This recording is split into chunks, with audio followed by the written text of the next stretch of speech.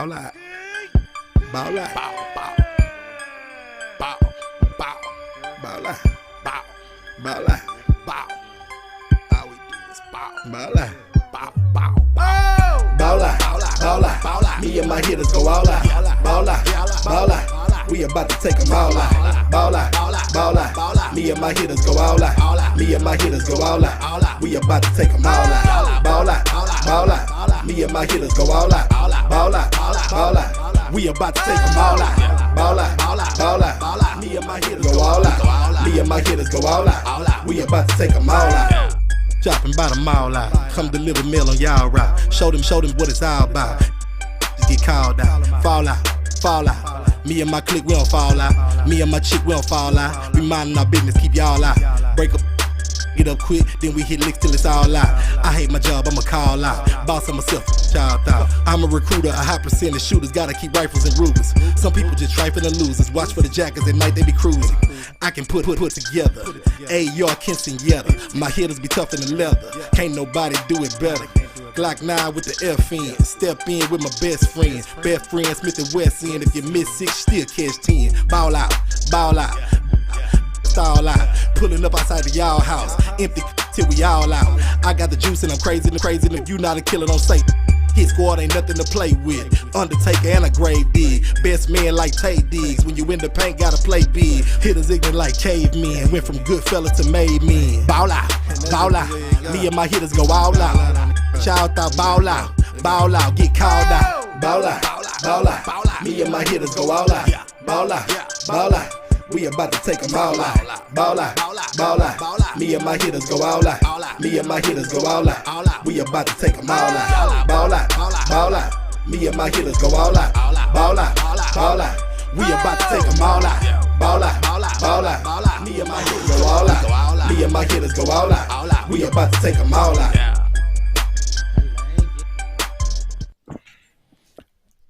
Boss Cowboy Sports in the building, the man with the plan, the OC, and Boss Cowboy. But we also got somebody else coming up the pike. We really excited to have in the building. Law Nation should be in the building very, very soon. We got a lot to get into. Monday Night Live.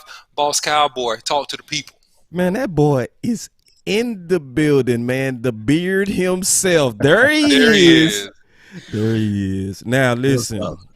Now, we got to set up the buttons because I went live without having my man in here. So we go just say our hellos, and in the meantime, I'm going to be kind of setting everything up. What's up, Law? Oh, man, everything, man, the sun and the moon, and hopefully, hey, we can get to those stars and bring back home another Super Bowl ring. You guys know how this thing go, baby. Let's go. It is. For sure. There it is. There it is. OC. Let's kick it off real quick. First, what's on your mind? You know, I got a lot on my mind with this draft. I mean, I'm hearing a lot of stuff out in the streets, Boss Cowboy, because you know I keep my ear to the streets. I'm hearing about possible trades with the Cowboy in this draft. I'm hearing about all types of different things that could potentially take place, and I'm just really interested to get your perspective, but also our good friend Law and the whole Law Nation in the building, because I want to hear what Law got to say about some of this stuff. And what do the Cowboys do at pick 10? Will Penei Sewell fall to pick number 10? Should we go corner? Will he actually fall that? I mean, people are saying that now. Will he fall that far? Should we go with corner? And who's the best corner out there? Is it a boom or bust corner at pick number 10, Boss Cowboy? Inquiring minds want to know, and that's what's on my mind, boss. Yeah, keep talking about that, because it's a whole lot that can happen. I just want you to really expound on that, because I don't think people getting it. Yeah, I mean, here is the deal, right? When we had the trade with Sam Darnold, and we had have a guaranteed run on quarterbacks in those top 3 to 4 picks, right? That pushes the talent pool down. So a lot of people, if you look at all these draft boards and you kind of do your research, you'll find that they have people like Penei Sewell, and they have a couple receivers and things of that nature as a number 2, 3, in some cases number 1 rated player on their boards. Well, what that quarterback run is going to do is going to push that talent down. And so now we got the Cowboys sitting at pick number 10. But we also have a situation to where we know now that the Carolina Panthers are not going to draft a quarterback because they made the trade for Sam Darnold, which puts them in a running for a tackle, a possible corner. And I think really the Carolina Panthers are more so the type of team they like to draft front seven. And so when I say front seven, I mean they're going to draft offensive line, defensive line, linebacker. But the top-rated players that you really should draft are probably those offensive tackles that are sitting right there at the top of the board, man. And there's a lot of good ones out there. So I'm excited about that, Boss Cowboy. So it's interesting to see what the Cowboys will do. Will they pick a horn? Will they pick a Surtain Jr.? Should Surtain or Slater be there? What will the Cowboys do? And that's what we're going to really dig into a little bit today. And there's a sleeper tackle, Boss Cowboy. I mean, you've talked about this offline. And this guy's not getting enough credit. This guy's not getting enough respect. And so we want to talk about that tackle today. So I'm just teasing some of this stuff for you. Yeah, you tease you. All right, so we got my boy Law Nation. See, let's start off just being quick and honest. You know, it was almost a war, like, and it would have been my fault. Let's just talk to the people and be real honest. Well, let me start first because I was the dude that fired off a warning shot, and it was me jumping on Law page, and I kind of went hard, man. And so I apologize to Law about that, but I love Law. I respect him a lot, man. He's been in the game, OG in the game for years, man. Has put in work for years, man. Great content, great podcaster. So all the respect in the world, man. And so I'm happy that he's on the show, man. And we were able to kind of just, kind of clear up that little misunderstanding. We all good. And it would have been my fault. I want to say what happened. So basically, I came out with this right here. I saw a screenshot, right? And it had Law Nation logo at the bottom, right? Yeah. And my logo was missing.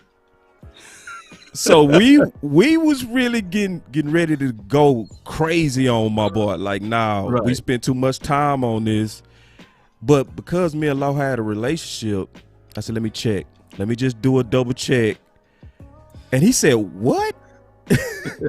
He said, no, fam. No, I didn't happen. So then he said, matter of fact, I gave you more than credit. I told people where to find you. I did all of that. So I was like, what happened? I said, a fan was watching him do a recap of his graph. Mm-hmm. And he had his logo at the bottom right. And I'm glad I called. You know what I mean? Right. You was gonna shoot me down, man. Yeah. And I get it, I understand it. And we in this environment, we all alpha males. We like to approach things. We all played the game. So we're not gonna fold up. We sitting there like, man, what you talking about? Right.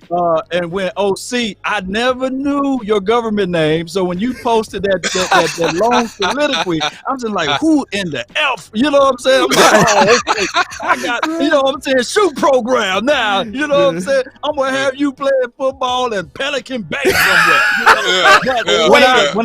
When I looked again, I said, "Oh damn, dog, that's OC." Okay, all right, but I already came back with like, man, come on, man, give me the benefit of the doubt at least, you know. But it is what it is because everybody know that this is the only organization, the Dallas Cowboys. Everybody else, regardless of where they stand at or sit at or look up at, they all want to be the Dallas Cowboys. Right. And just by that alone, our content creators like you, OC, Big Game James, Skywalker, I can go name on and on, the West Coast Cowboy, Botch Lombardi, Mark Holmes with the damn voodoo doll, everything, man. Right. All of this stuff comes together and we look back and we say, man, we create so much content that the Four Letter Network as well as the DallasCowboys.com, they be sitting there looking like, man, these boys are hot. They know us. Trust me. Yeah, they know us. They know us. They know us. And I just want to say that real quick because it's important to say it's important to use your relationships because things can come across wrong that's not wrong. So I just wanted to say that before we get into football. Let's get right into football, you know, because, you know, I'm glad that was actually solved by a relationship. But you was talking about a lot and you was talking about that sleeper, OC. I guess let's get into that. What's your thoughts on Tee it Jenkins? up, boss. Yeah. Yeah, I think Jenkins is very, very underrated. I think he's actually, if I look at him head to head, not just on upside, but just on pure play and tape, I think he's a top 2 tackle in this NFL draft. He's definitely a guy that's a day one starter from the right tackle position. I think that he's serviceable at the left tackle position. His technique, his initial burst, I really like him because he's an old school tackle. He reminds me of kind of a technique that I use. He's a vertical kick slider, right? So you see a lot of these offensive tackles sliding out at a 45-degree angle, right? Trying to cut off angles, and that can create problems. He gets depth, right? He kicks for depth. He uses his hands fantastic. He's a finisher. And here's the thing I love about the kid. He blocks with his heart. He blocks with his heart. So when he's hitting people, man, and he's driving people, he's playing with his heart. Look at his eyes. Look at his eyes. That's a dog. Look at his eyes. I like his eyes. Look at his eyes. Yeah, you talk about the bad eyes, but yeah, no, this man is a true dog. Like, and I would say, being all the way honest, I think he way underrated. Way. And you know what's making me come around to that, Law and the OC, is because I thought when I put him over Slater that I was gonna be standing alone. But then all of a sudden, you know how it is, Law. You know how it is, OC. Right. You start talking to people, and they start saying, I got him as my number 1 or number 2 as well. You know what I mean? Like, so this is a guy that's a move down candidate, easy. And if he somehow slip, you got to get him. You just have to get him. It's not even a question. Like, what's your thoughts on that, Law? Well, you know, of course, you got the Sewells, you got the Slaters, you got the Darisaws out there, you got the Dillon kid from North Dakota State. So you got all of those boys, and I guess you would put Tevin right into that mix, right? Yeah. Even if you have the Jalen Mayfield kid and Alex Leatherwood, that you can probably look into the second and the late thirds, well, the late second rounds if they so happen to fall.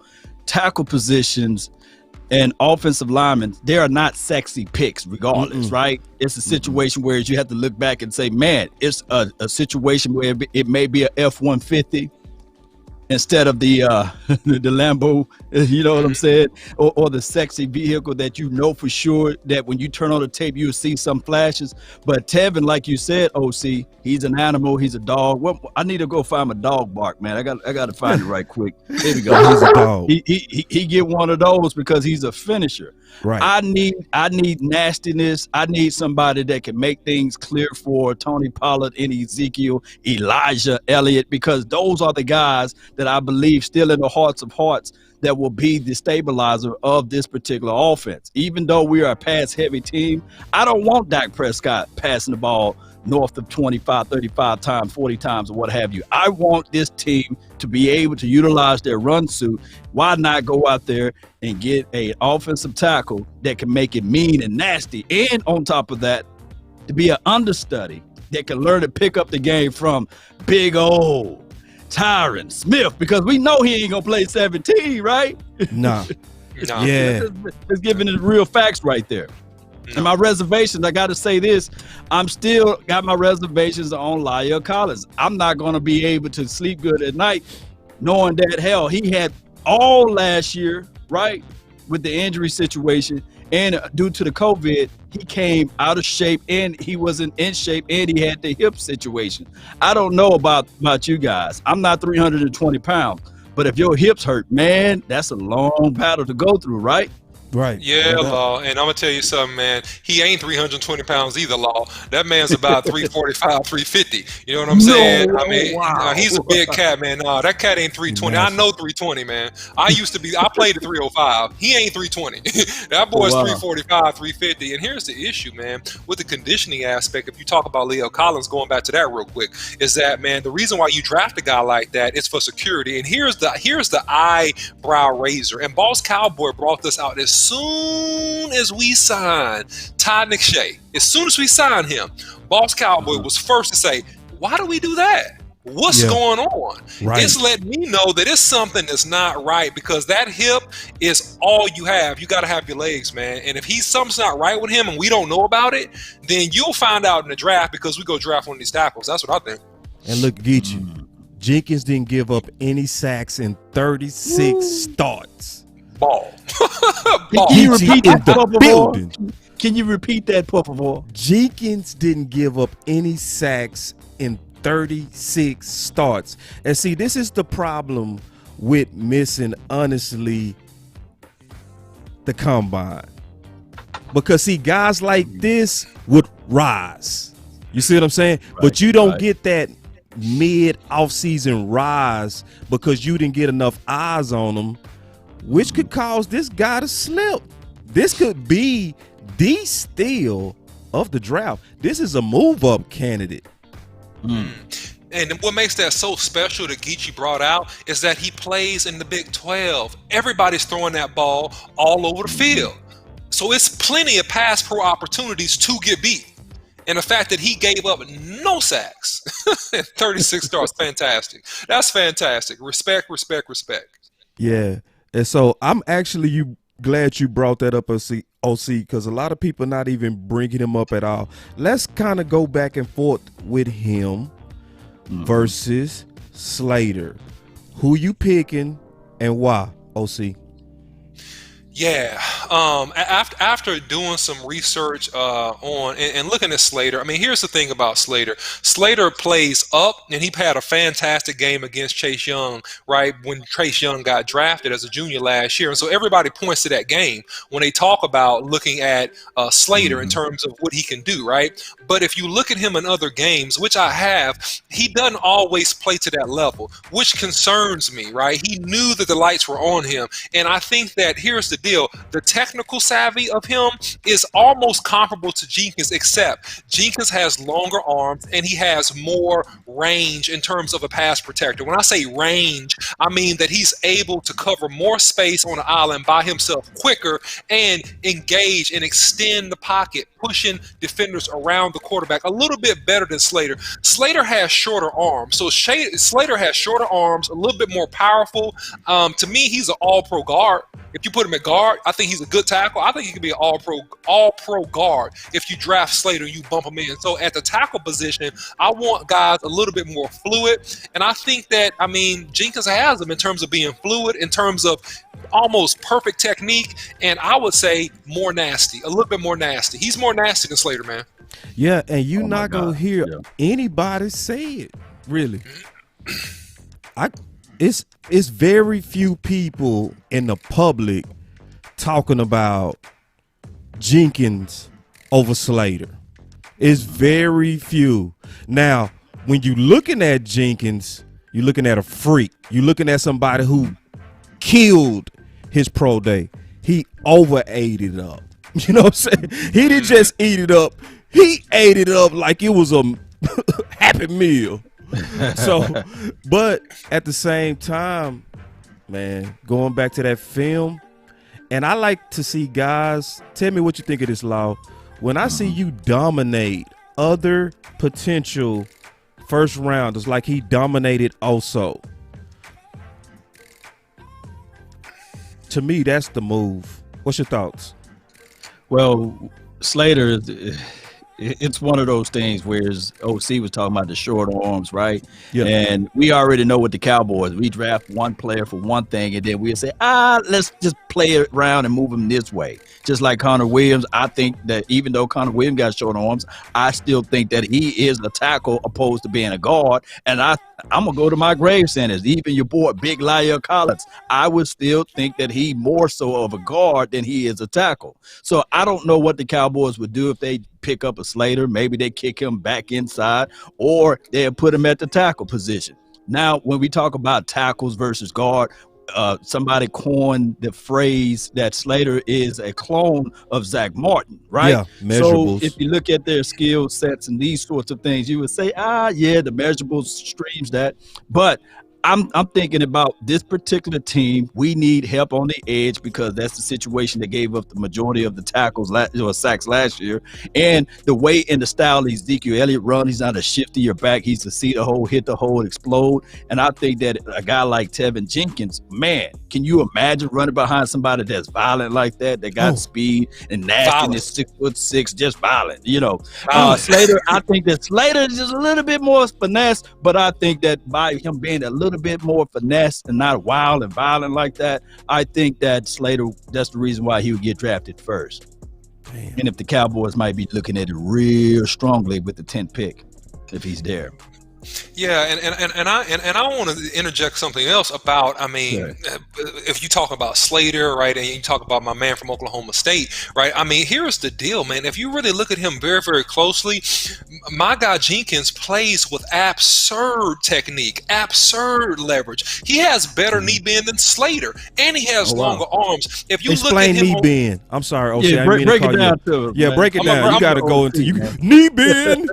So all right, so when I say knee bend from an offensive tackle position, I'm talking about the ability to get underneath your opponent and the ability to play with leverage, right? So you always heard the adage, if you watch football, you heard people say low man wins, right? Well, in the run game, that's particularly true, but also in the pass game, it can be particularly true as well. So he has more flexibility in the hips. He bends easy. When you watch him play, he bends with fluidity. He's not as stiff as a Slater. That's what I'm saying. And I'm saying that I've seen him basically forklift guys, get his hands inside his shoulder pads, drive. I mean, they showed it on ESPN. He dumped the guy to the sidelines. But if you look at other tape, also.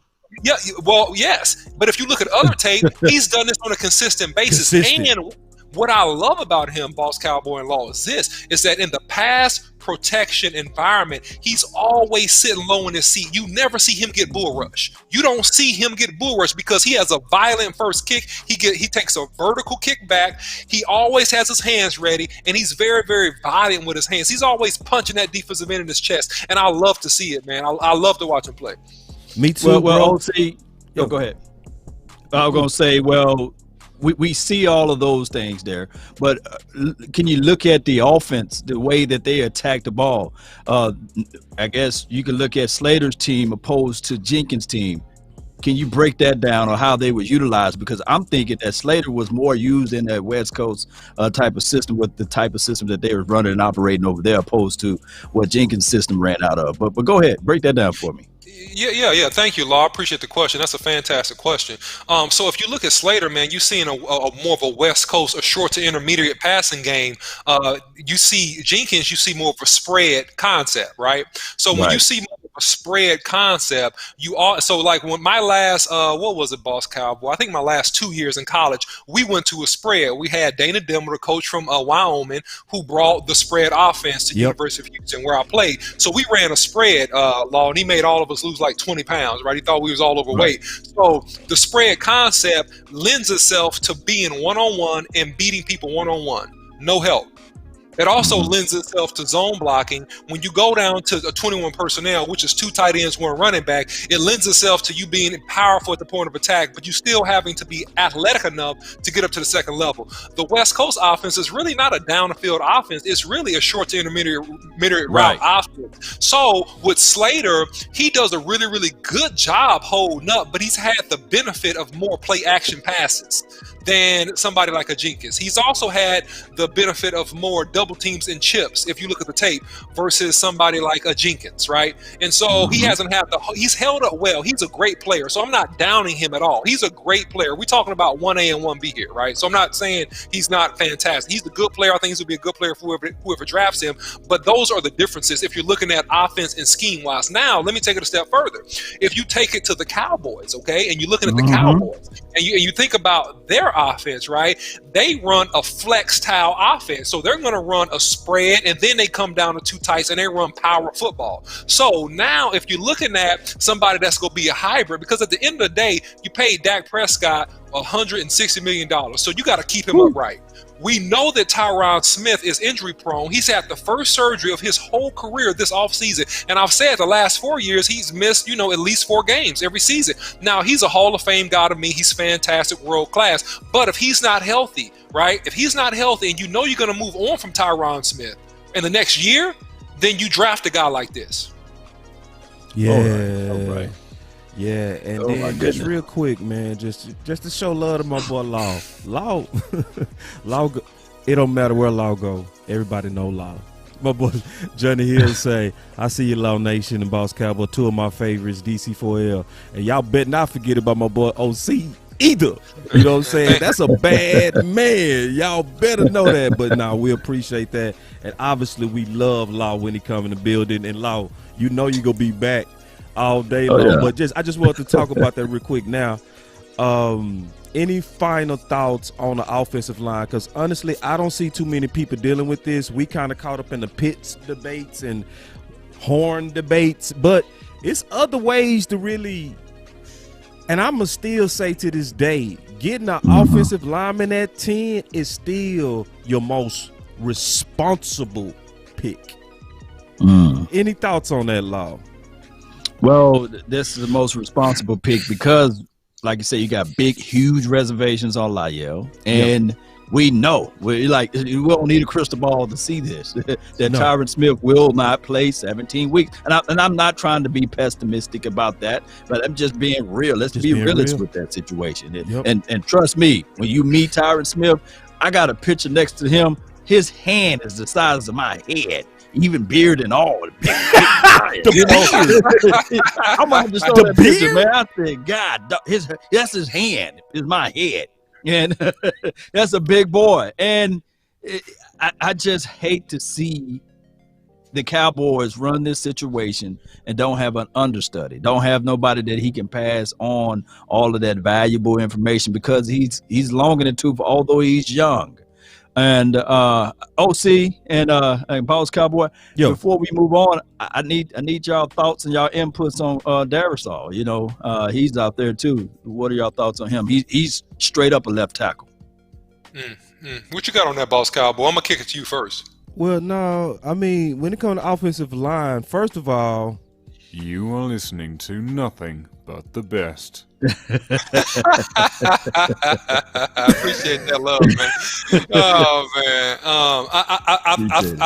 I think that Darrisaw is a solid guy. I think he has more development than Jenkins and Slater. I don't think he's as polished. I think athletically he has some upside, but I don't like him at pick 10. I'll be honest with you. I wouldn't pick him at 10. If I'm the Cowboys, I don't pick him at 10. I think his inconsistencies and holes in his game, without me exacerbating the point, I think that you got more of an airtight situation and a sure thing if you drafted a Jenkins, a Slater, and if he's there, for goodness sake, take Penei Sewell out. Just on sheer athleticism and just so many things I can say about him, take him. But Darrisaw, I think he's a guy that you draft later in the first round, and maybe even top of the second, to be honest with you. Okay. I got exactly where you got a vibe with on him. I got it. Kind of like JOK, right? Yeah. It's too rich for the 10th pick, right? It's too rich. For me, and some people love rich. It. Too rich for me. Way too rich for me. I can't stomach it. And I'm be honest, I don't even like his tape all that good. But I still got more work to do on him. I do. I'm being all the way honest. People referred me to the games that they said was going to change me. I'm going to look. And if I see it, I say that. Now, before we transition into our next subject, I do want to talk about something that's coming up that we all excited about. We got a super draft weekend that's coming up. It's going to be all live. People keep asking me all day as we advertise this to OC. They keep saying, what time is it? Okay, when the draft start, that's when we start. Okay, that's the answer to that. When the draft start, you got something on that, OC? What you got? Hey, man, look, it's going to be one of the hottest draft shows you ever seen in your life. All the content, we banging out all 7 rounds, man. So it's going to be me, Boss Cowboy, Will Steele, the whole BCS family kicking in, work on this thing, man. And we're going to have some special guests. We also will have be at a live for 5 man. So we'll tell you more about that later. So you don't want to miss it. Put it in your calendar. Put it in your phone. Set an alarm. We going to be in this thing. Lighten it up, man. Lighten it up. So join. Yeah, definitely join, man, because you got a big, crazy group of, I would say, really some of the best. Keystone go be in the building. I don't think nobody can hold Keystone, right, on just sleepers. He's super sleeper. Then you got Geechee. You gonna have Queen in the building, all right? We might even have some guests like my boy Law. We might even bring up my boy Jay Tuck, who just walked in the building. Who knows what's gonna happen, damn it. Oh, excuse me, I don't mean to curse. I just got too excited. But y'all definitely get ready for that, because that's gonna be something to see. And we're gonna have a lot of fun, man. It's gonna be fun most of all. So yeah, Law, I want to get you in on some of the fights that's been going on. Okay. And we talked on the phone, and one thing my boy Law said, he said, I'm an Aquarius. I go with the flow. Right. I flow. He said, I go with the flow. I don't like the fight. But Law, at BCS, you got to get your knuckles ready, man. We got to fight over here, man. Look how they looking at me. yeah, Law. That's how they mean that too. When they look at Reggie you like that, and Regina. Yeah, that's Reggie and Regina. When Reggie and Regina. When they give you that look, it's fight come with BCS. So we've been having a lot of fights over here, and before we transition, I also want to say something. OC, you got called out. I'm gonna just tell you that right now. Wow. Yeah, he got called out. Yes. My boy BJ said he wanna head up with you, Slater versus Sewell. So, I mean, and he played offensive line too. That's okay. That's okay. Yeah, that's okay. Yeah, and you gonna learn today. You gonna learn today. No, oh really? Oh really? No, I can't wait. I can't wait, man. I look a lot of respect on his work, man. And so listen, he dropped some great content, man. I can't wait to get on the next show, man, and we can talk about it. You know what I'm saying? We can talk about it. You know, at depth. In depth. We can really talk about it. Yeah, and I'm gonna tell you, he swing for your balls. Like he literally he posted today. He found where I said, if it's a top 5 tight end, you can't pass that up. And he posted it. He don't play fair, bro. He don't play tag me and everything. Put me on Front Street. And I was like, bruh, now you know I ain't got Pitts as no top 5. You know that. But he sure made me look shady. Let's get you in on this debate, Law. Go ahead. What's your thoughts at 10 on Pitts versus, I would say, I'm going to throw in everybody. I'm going to put you on the spot. What's your thoughts on Pitts versus D. Smith and Waddle? D. Smith and Waddle. Okay, so we looking at mismatching. I'm looking at red zone opportunities. Ooh. I'm thinking about how can we really get to that point when we get into the money zone that it will dictate what the opposing team going to try to face up against Ezekiel Elliott and Tony Pollard. I think that Pitts over Smith or Waddle will bring in more of a threat, because think about this. Most teams going to try to load the box to stop Ezekiel Elliott, and I want that mismatch right off the jump, because at the same time, we absolutely love Blake Jarwin, but we only know Blake Jarwin versus the Giants as being elite. Outside of that, Blake Jarwin is just a Blake. So my thing is, let's go ahead and grab a 6'6", 245-pound monster that runs like a gazelle, can find the soft spots in the zone, that can high point the ball and pull it out of the sky. And still you got CeeDee Lamb, and you got Amari Cooper, and you got Michael Gallup. So man, I'm telling you, I want to be able to have that. You know, hey, OC, when you playing, and me and you playing spades, and I got the Joker, and you got the deuce, baby, I'm telling you right off the jump, I want to make sure that I'm going to score. So we're going to start off with it. Look, what we going to do? We're going to run it. We're going to run it with the what? We're going to run it with them spades, huh? Yes, sir. Yes, sir. So Yes, sir. that's what I'm doing. I'm gonna run. I'm gonna say, yeah. And you already know if I'm leading off with the deuces and you got the jokers in your hand, you gonna be grinning. That's what I want. That's what I want. Yeah. See, And listen, look, man, a lot of people. A lot of people. OC. Go I ahead. can't stand Jay Tuck no more, man. Come Jay on. Tuck used to be my boy. We enemies right now, bro. He say Law is the voice of reason. Well, listen, a lot of people Oh agree my with Law. God, this A boy lot of Jay people agree with Tuck. Law. Yeah. Cause I got the joker, and you got the deuce over there, man. We finna run that thing, baby. Who they gonna do? Okay, hey, what's that dude? Ha Ha Davis. You know, remember that dude that do the stand-up comedy on the Instagram? He be like, God, what you gonna do when you see Ezekiel Elliott in the backfield? You got doggone CeeDee Lamb that he's on the outside. They motion him back inside, and you got doggone a 6'6" giraffe that's sitting on there. He gonna motion back inside. You got 2 outside receivers. Man, they're gonna be like, God, God, and we gonna shoot. But D. Smith, I don't know what you can do with him when you get into the red zone. He's not gonna be the blocker. He's not gonna take the top out. Now he can kill you inside and out, probably those intermediate short routes and those shallow routes. We got Lamb for that. We got Amari Cooper for that. I want to get in that red zone. I want to be able to have somebody that can, what John Legend say, so high. I want to be able to get that thing out of the sky, you know? Yes, sir. Hey, Yes, sir. ball. Yes, sir. Look at Trask. To nothing Can but you the imagine Kyle Trask without Kyle Pitts? He was looking around like, oh, jeez, I don't have nowhere to go. Hey, that's like Jodeci without KC. They never go platinum. You know what I'm saying? Oh my goodness! You are Total listening to pandemonium. Let me nothing see what but the best. y'all go ahead, man. My bad. You I are took over listening to everything. nothing but the best.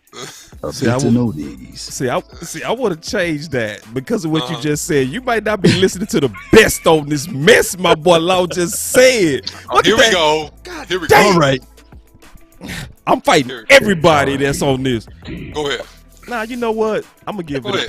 pass. I think people pit stout right now. I think people No, pit no, stout. no. Or should I give Law this business? Because I know he a guest in the house, but I would give Law the business on this, man. But hold on, boss. This is my first time. If it was my second time, you can give me the I business. know, You got to be I know. nice to me now. Oh no, we too close to pick 10 now, man. We gotta fight on this one.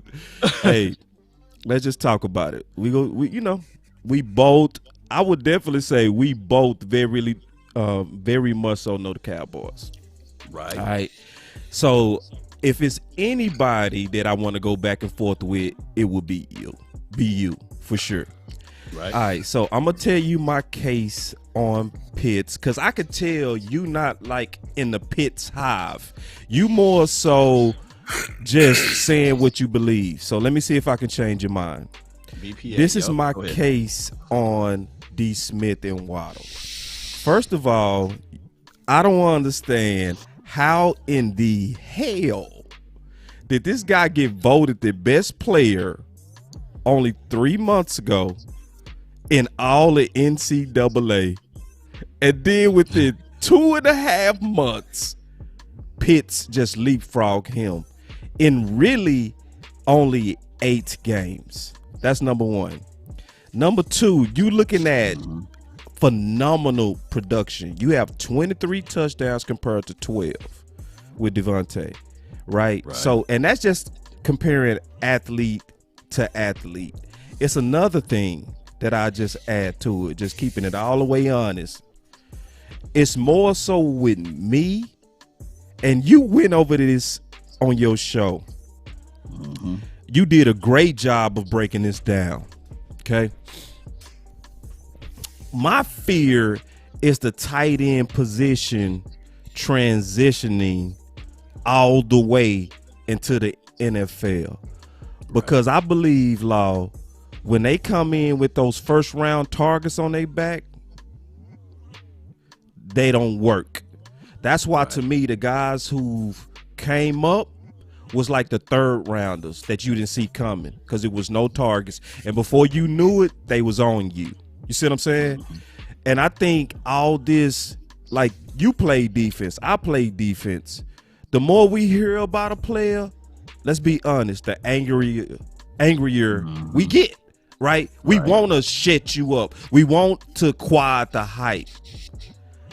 I don't see it transitioning. I think the best transition from my research is where you get literally a 95% extreme return on investment is a receiver coming into the number 2 or number 3 or number 4 position. What's your response? Well, from a defensive aspect of it, you talk about Waddle versus Smith versus, hey, you can even throw Jamar Chase in there too, and you throw in the Pitts. I sure will. If you get that somehow strange situation that all of those guys available, well, damn it, as much as I gave all of the love and adulations toward Pitts, I'm running up there and I'm putting that card in for Jamar Chase, right? Yeah, no doubt. I'm just telling y'all the real deal on that type of situation. Deal. Right. Because my thing is my reservations. I said all of the love for Pitts, but my reservation. Damn it, if I'm a DB and I'm in the pros and I see Pitts, whatever, they give him number 84 too. You already know this stands right here, boss. Yeah. I'm getting right in this stands right here. I'm getting right in that stand. I'm looking at the check, and I got my gloves tight. Whatever jersey he wear, I'm wearing the same color jersey, and I'm gonna make him my baby that whole entire game. My boy Low down. Look at Low. Y'all got Low messed up. I'm gonna get right in there. Yeah. Oh, I'm not gonna let him off. Man, y'all got Low demonstrating. Hey, I'm not gonna let him off. I'm getting right in there. Hey, it's gonna be a dog fight. Low, get down. That 6'6" frame, because he got 2 issues. Off his release is terrible, and he round his route so I can dictate, and I know where he going with the ball. Somebody so I'm getting up under him. I'm gonna try to make sure that's my baby. That year 1, he gonna be like, Mama, I can't get off the line. This dude Law is on me like super glue. Matter of fact, like Gorilla Glue. He's on me, baby. But I can't do that to Jamar Chase all day, you know. And you can't do it to B. Smith. Nor can you do it to Waddle. You can't. But I ain't sliding off of my groove though. I'm just telling y'all now. Yeah. That's what I would do. You know what I'm saying? Against that 6'6", 200. You may run a 40 time really good out there in space, but baby, you ain't finna run it tonight. Because I'm gonna shut that thing. Are y'all listening? All the way down. That's the defensive mentality. That's what I'm talking about. And that's great analysis. Yeah. What you got on that, OC? No, I say great analysis, man. Look, I think that the strengths and weaknesses with a Pitts pick, man. I think that here's the deal. I mean, here's the issue, right? It's best player available versus the best player that's going to fit your team and your scheme, right? And so what you got to look at is that, man, do you want a midfield 50 yards and in threat, right? 50 yards and in threat, 10 yards and in threat, right? That guy, I think, with his ball skills, what he does have is tremendous ball skills, right? He plucks it in tight coverage. He's not going to get separation, no. He's not going to run the best routes, no. I think the routes is something you can work on at the next level, but his hands is something you cannot teach. So I think if you high point the football, he's going to win a lot of those matchups. And I think that's where you want to work with him. Also, when you get him against a nickel cornerback, right, and you get him on a free release, he's down that seam, baby. It's an issue. It's an issue, man. If you put the ball in the right place, it's an issue. But here's the thing: if you go with a Smith or a Waddle, right, you got burners, man. You got burners, right? You got guys. But here's the problem that I have, and great comment, Anthony. But look, here's the issue I have. You paid Amari Cooper $100 million. You got Gallup that you really can't cover. He's almost a 1A receiver, almost. You paid eons amount of money, right, for my guy who just came into the building, the new number 88, right? And so how many Y's and Z's do you have, man? I mean, the X's, how many, that's the issue with me. So that's why I think that it may be better if he's available, and that's what you want as the Cowboys, right, to pick him. But I don't know. I really can't call it right now, Boss Cowboy. I really can't call it. It just depends on your goals and your objectives. My biggest reservations, even on CD Lamb, I love him. I think that he brings a lot to the table. But last year, I didn't get a larger sample size of him playing one-on-one to the outside, playing that Gallup role by himself, playing that X receiver. But he can play it, but he had the same look in college. What he lined up inside the slot, it was like 85% of the time. And on his, I guess when you look up his draft grade or what have you, his scouting report, he had the same issues getting off of his release. Now, I would say CeeDee Lamb, I heard reports that the brother done gained about 5 or 6 pounds of pure muscle, so he's even bigger. So I can't wait to see CeeDee Lamb out there on the field. But we can't move on from Michael Gallup because I think that Michael Gallup, opposed to what Amari Cooper does, but Michael Gallup played the X role, and he's so strong at the top of his route. My goodness, 50-50 ball. I don't know how long of a growing pain it will be of any of those younger guys that will be able to immerse themselves in that role and take over this particular offense. I just don't know. Yeah. Real quick, I want to address a couple of things. Go ahead. Boy, Anthony Terrell, who has one of the best groups on Cowboys right now. All right. He said Pitts would destroy y'all. He talking about you and me, Law. And see, first of all, Anthony, I'm gonna tell you something. How I am I play golf with him today. And I'm gonna ask you a question. What does Boss do in the clutch? You saw it. Narrow trees, 400-yard par 4. By y'all 300 straight through those trees, man. Come on, that's me you talking about, man. Pitts ain't doing nothing on Boss. But I think we were speaking in the realms of what these DBs would look at it. Look at J.C. Horn. They'll pull up that J.C. Horn tape and they'll say, okay, this is how you play. This is how you optimize your chances of I guess, moving things out of the way from Pitts. I think that Pitts is a dynamic guy. You can't teach height, right? No. And he got super sticky hands. You can't teach that. And he can find the soft spots in the zone. My thing is just like DK Metcalf dropped or what have you because he rounded his routes at the top of his routes. He as big as he was, you can still how you balls give him a little love a little bit, and then him motherfucker talk that defense. That Joe get the stumbling. You say, "Oh, I got him, got it."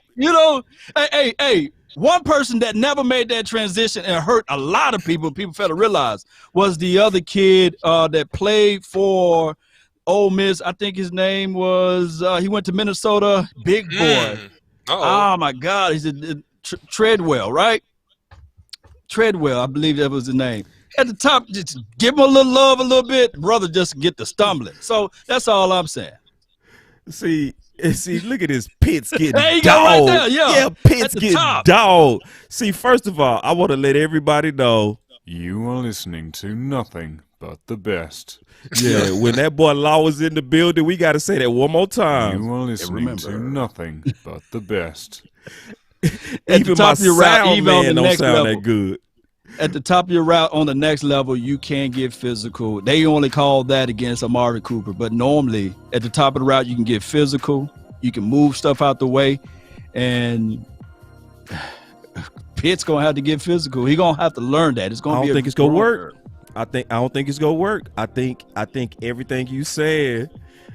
Leave my Pitts alone now. I know. Now, my boy Gerard Daniels, first of all, shout out to U of H. He's a guy we play ball with, and he's a receiver, all right? He comes in here, and I've been hearing this a lot, Law and OC. I want y'all to address this if you don't mind. It's a lot of people that don't want no offense at 10. They don't want it. They're saying we're bad on defense. Start with defense. I keep hearing that a lot. I want to kind of get y'all thoughts on that. And then we go talk about some defensive players, potentially. And let's talk about some second-round players. Everybody talking about 10. We go talk about some second-round players as well to just kind of open it up just a little bit more. But what's your thoughts on that? First, let's start with you, Law. You talking about just in general, like defense versus offense? Yeah. Player with first pick, right? Yeah. Because it's a lot of people, they feel like everybody that's talking about the D. Smiths, the Waddles, and and the Chase and the Pitts, it's like, come on, y'all not serious because our defense was so bad. I want you or somebody to address that. All right. Oh yeah. Here's the thing. There's draft grades. I think there's right at 14 to 15 true first round graded players in this particular draft. So although there's more than 15 selections, as well, 32 teams. So my thing is it will be reaching to get a Xavier Collins at that particular spot. I've seen people say Michael Parsons at 10. I've seen people throw out the word of let me see who else. Who else they've been saying? They definitely saying Surtain. Who else? I guess Quiddy Pay. You got all of these guys, Jalen. If injuries were not a thing, right? So you got all of these guys, these group of guys that supposed to be right at the low end of the first round or high second round guys. You don't want to go and draft them at 10. It just goes against the logics of it. Now, the best option for the Cowboys to get a defensive player would be to do the moonwalk back situation. But I don't want the Joneses because look, I'm gonna say this, boss, and the OC. I'm scared of hell as the Joneses when they get too cute. I don't like when they get cute. I just like for them to get right there to that spot, pick the best player available, and move on.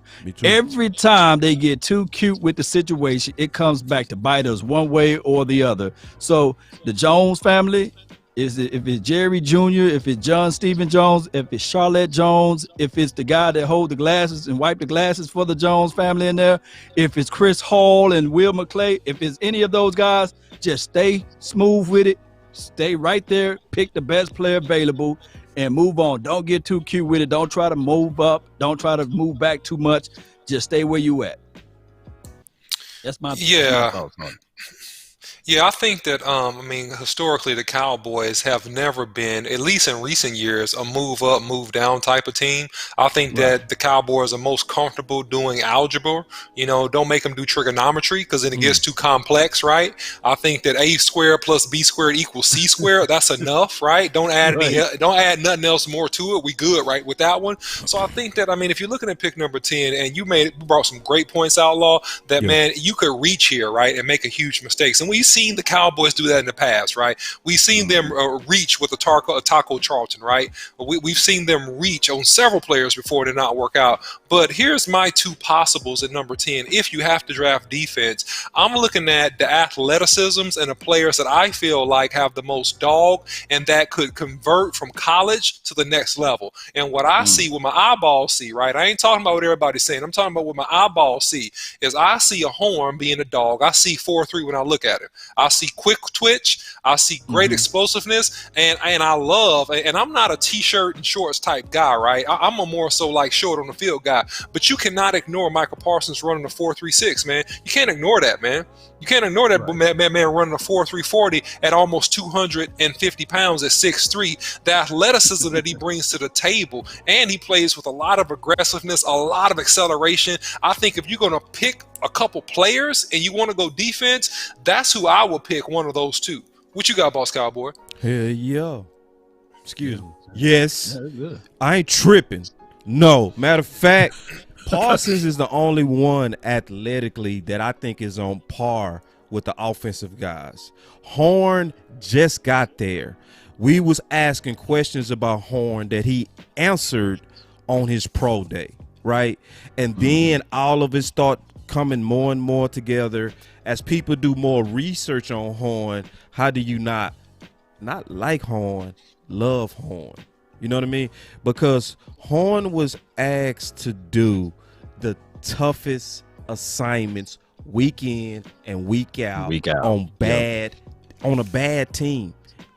Like, I like to see those guys that go out there and fight, even though you're the only fighter. You know what I'm saying? Like, you the only one. And see, I was having a debate with a guy, and he was saying Pitts got with Horn. I said, no, he didn't.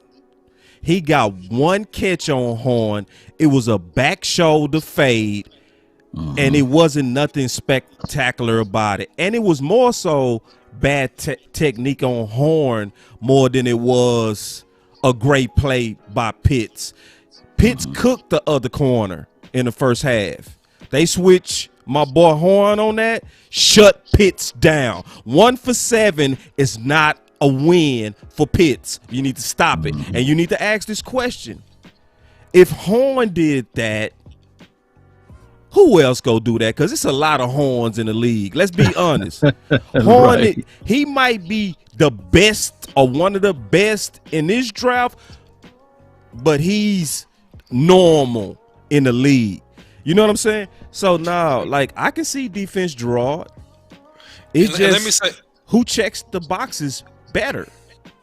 and let me say this. Remember about 14, 15 years ago, we drafted an unknown guy out of Troy State named DeMarcus Ware. Right? Long, athletic, fast. Now, we've seen Michael Parsons as a hybrid type player, linebacker, rushing some, making plays. He's just an athlete. They don't even know they didn't know what to do with him at Penn State. You know what I mean? Not Yeah. exactly. You know what I'm saying? They didn't. Preach, bro. They didn't know what to do. But what I could see here, guys, if they draft him at 10, do not be surprised if they make that man the new speed rush in. Don't be surprised about that. Don't be with that first step in explosiveness and the strength he showed. 6'3", he's gonna gain some more man weight. He's gonna get another 10 on him. You don't need to run a 4.3. Just keep running a 4.5. He could be extremely explosive. Look at the closing speed. Oh my gosh, So he's your Leo. Yes, I'm saying that man could be your new rush in. Don't be surprised. And he got into a little bit of trouble and people had issues about his background or this, that, or the third. You know what? We all make mistakes. I'm not judgmental. And the best players, listen, I'm going to tell you something. As long as it wasn't just horrible, the best players got a little bit of edge to them, man. The best, especially defensive guys. You know what I'm saying? The offensive linemen, we the guys who don't get in trouble, go to class, do what we supposed to do, be responsible. But your best defensive players, I'm going to be honest with you, they got a little bit of edge to them. Right. So I'm going to take that. A little bit of edge to you. Not over the top, but a little bit of edge to you. I'm cool with that. And listen, athletically speaking, I like what I see, man. I mean, I like what I see. Yeah, I mean, come on, it's football, baby. You gotta have a little haze in here and there. Whenever I see you, better have ice. I want to see cold ice in your pockets, man. And you gotta have that throughout the course of the game. That's what makes us and build character. It just that somehow all of that stuff got leaked out. And it didn't supposed to get leaked out. So it is what it is. Yeah. You put that kid on this team. And that tenacity, that mindset, that humbleness, because people gonna ask him about it. That's already on the team, and he's gonna have to earn his ground. And hey, keep that sand in your pockets, man, all year round. Yeah, Moving the chains don't like him. Moving the chains, because she's of all, she's a damn good writer. She know these Cowboys. I greatly respect her opinion. I want us to, address her concern. I think she brings. Because character is a concern. I do want us to talk about that. She said Parsons is sad. He will implode in Dallas. He's too immature. Parsons needs to go to India, Chargers, or somewhere with a spotlight. I know where she's going. Basically, the spotlight is too bright. And I've heard somebody say before that they get Zeke vibes, out of him. You know what I'm saying? Where they feel like he's a potential liability. I just tell you from my research, there's a lot of people that speak highly of him and his character, a lot. And I'm always concerned. I don't want to see a pattern of behavior, right? But if I hear in like one instance, right, I'm going to investigate, right? If that investigation comes empty, I'm picking that player. Because I also don't want to be set up, because we all remember, what was the tackle the day of the draft that got Jeremy Tunsil? Thank you, Law. Tunsil. Yeah, Tunsil. Thank you. Larry Tunsil. Yep. Yeah, I knew Law would hit that on the head. So Larry Tunsil, the day of the draft, they came out and it was bad PR. He had a bong and he was high. He was clearly high. Now, think how dumb all the teams feel with the new CBA that passed on him, right? And weed not even an issue no more. So the goody two shoes who was concerned about image versus the player. They missed out. You know what I'm saying? So it's about, to me, the risk tolerance of the team, and are you willing to take that risk based on the research? Based on my research, I would kick my feet up and relax and pick him and wouldn't even trip. He has some of the best endorsements that you could ever get in your life. And I would hate for a fight. Imagine. Now just imagine if I didn't call Law. What if I made the assumption that Law was doing something shady and then call my boy? You know what I'm saying? Then I would have looked like a fool because I would have called him out, and then he would have came out and showed me the proof. Boss, I had your back. And who would have looked like an idiot? Me. But because I did the due diligence and I went to my friend, I said, Law, what's this? And he was like, oh, boss, you tripping. That was a fan that screenshot me giving you credit, you know? And because we talked it out, we doing a show right now. Versus, because he's an alpha like me. If I would have called him out, it would have probably been the end of our relationship because I would have been in the wrong. You see what I'm saying? So we all, in my opinion, moving the chains, and you know I greatly respect you, greatly, like as a writer.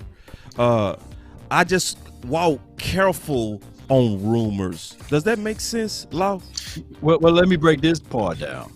Nobody saw, and I'm not trying to sully or denigrate him, Deshaun Watson, right? Cowboy, right? Right. Everything you can imagine that you would like to put out there as a role model, a guy that building houses for Habitat for Humanity and all of these things, and reports.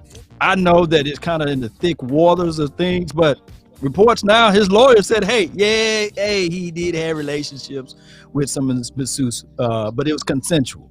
Right. That throws all of the argument. You know, the Shaggy approach should have been like, hey, it wasn't me, right?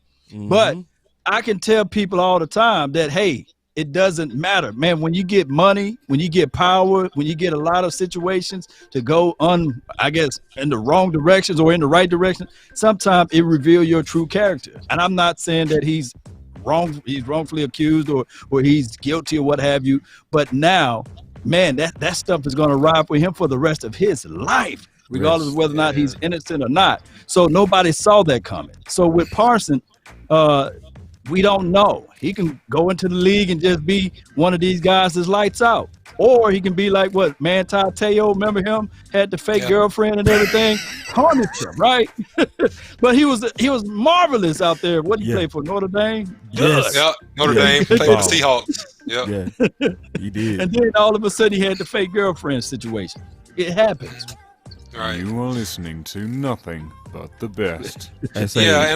That's Law words. We never play that until Law is in the building. I want to let you know that's Law's anthem. For those who don't know, Boss Cowboy ain't stealing that thing. We just giving him credit every time he got something to say. What you say? What you got, OC? What you saying, brother? I think we got to be real careful about throwing stones, at people that we don't really know the full backdrop of the situation and the scenarios. And we see things with a bird's eye view a lot of times. Right. And you got to remember, best players doesn't mean highest educated or the best politically polished people. Right? You got kids with all types of backgrounds, and we played on a team, Boss Cowboy, with various backgrounds, various educations levels, various upbringings, right? And so you can't proselyte, I guess, a certain viewpoint on somebody. And I saw Moving to Change comments, and I respect it in terms of his immaturity. Yeah, it's some immaturity there, but immaturity doesn't mean bad character. And so I can't isolate an incident and say that he has bad character. I'll say this is a wait and see situation, but I will say this, and I won't preach, but I'll say this: everybody has sinned and fallen short of the glory of God. So listen, you may not know what happened with this person or your favorite player. You may not have seen it. Nobody may have discovered it, but I guarantee you in a locker room, and me and Boss Cowboy and Law, we've been in a locker room with men, real men, right? And we know it's stuff that we will never, ever say publicly, right? But we understand, look, man, everybody at some point has had some type of indiscretion. Yeah. Right. And I think I respect what she's saying because she's saying, and this is why I feel moving the chains. Because pick 10 should be scrutinized. Right. This is why I'm for the weapons. Because the weapons don't have no blemishes. You can kind of knock Horn and say he just got to 10. Right? That can be your knock. Even though that's a weak knock, that's a weak ass knock. But you can knock on that. Parsons, you can knock the character. You can. And you should be concerned. And you should want 10 to be a home run. I agree. Why am I so critical on Pitts? Because of the history of tight end. So I'm all for scrutinizing. That's why everybody should join the wagon of receiver at 10. You have no character issues with Waddle. You have no concerns with Waddle. You have no concerns with D. Smith, except it's one concern with him. Weight. Yeah. You need a sandwich, huh? He need a sandwich. Boss Cowboy, and because you don't want you to move past that weight point because this is really important, Boss Cowboy. Because if you go talk about this pick 10, this is really important because you got players that play strong below 180, and then you got players that are China dolls that are around 180, and so that's what we got to determine. What kind of player is he? You understand what I mean? Because we had a guy ran 4.21 something historic 40 Ross, right? Barely can't stay on the field, always injured, right? But then we got, another person, we got Tyree Hill, right? Guy, hardly, pretty good, doesn't really miss too many games. He's a small guy, right? So we got to kind of figure out and make sure, Boss Cowboy, if we go scrutinize everything else, we got to scrutinize how does he translate to the beating, the press coverage, the physicality that he's going to take at the next level that he did not get in college because everybody was scared to press him. Right. And you can break down the field. The field is different, right? OC, it's not as short and compact. This field now, my thing is the tiny guy theory. Like a lot of people throw out Tyreek Hill, but he's built different. You ever look up the Teenage Mutant Ninja Turtles? He looks just like those guys. He compact build. I mean, all of his stuff, his faculties and his lower body extremities are all tight winded. Just kind of like Emmett, right? If Emmitt Smith were to have that type of speed and get out, and as well as Barry Sanders, those guys are compact, built different. So, I want to say before because we want to talk about a couple of second rounders. Everybody talking about 10, but I do want to talk about some of the second rounders that I think are going to be opportunities for the Dallas Cowboys. But again, like we get more and more people coming in, so I do want to tease this again and let's talk about it because we do have one of the most fire shows that's getting ready to happen. I'm a producer in the game and I think I'm pretty good. And then you got Skywalker, who is also very good. And we bring in all of those skill sets together with a team of people that's going to be talking about all the prospects that we're talking about now, except we also can talk about at least 300 prospects. The team that's going to be assembled with Geechee, all right, with the OC, right? When you get Queen in the building, when you get Gary in the building, when you get Keystone on the building, that's a lot of people who also help write the Boss Cowboy Guide. And if you don't know what that is yet, you need to know. That Boss Cowboy Guide is what we wrote to explain the full off-season and potential prospects. All of those people go be in the building that you see. Marcel Delaney, Queen, Gary, Tamar, Tavis, all of those people go be in the building with the OC. We all come together. What you got on that, OC? Listen, man, this is going to be one of the hottest draft shows you ever seen. Forget ESPN. Watch us, man. We going to have the juice on all these players. I'm going to be honest with you, man. Look, I'm working through my final 50 now. I'm up to 250 players, full breakdowns, pros and cons, content on every single player. So we're going to be ready to go for 3-4 days straight if we had to. We're going to be ready to go on this draft from top to the bottom. Special guests, live location. That'll be announced later. So tune in, lock it in, save it in your phone right now. That's what's up. So we back. Obviously.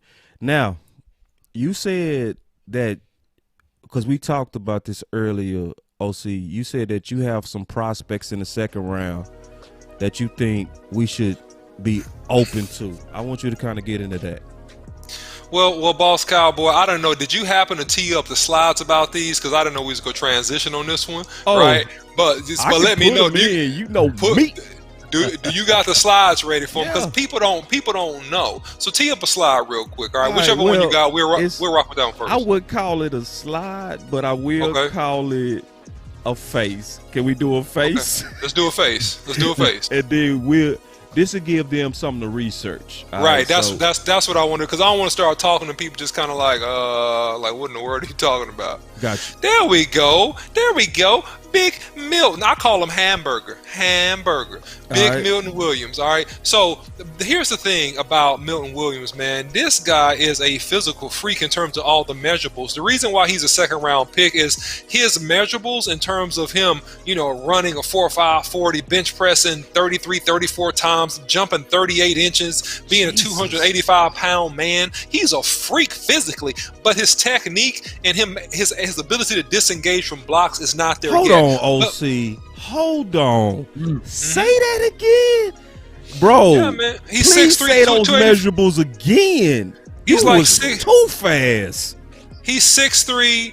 He's 284. He ran like a 4.5 40. He had a 38 inch vertical. He bench pressed 225, I believe, and don't quote me on this, somewhere between 33 to 35 times.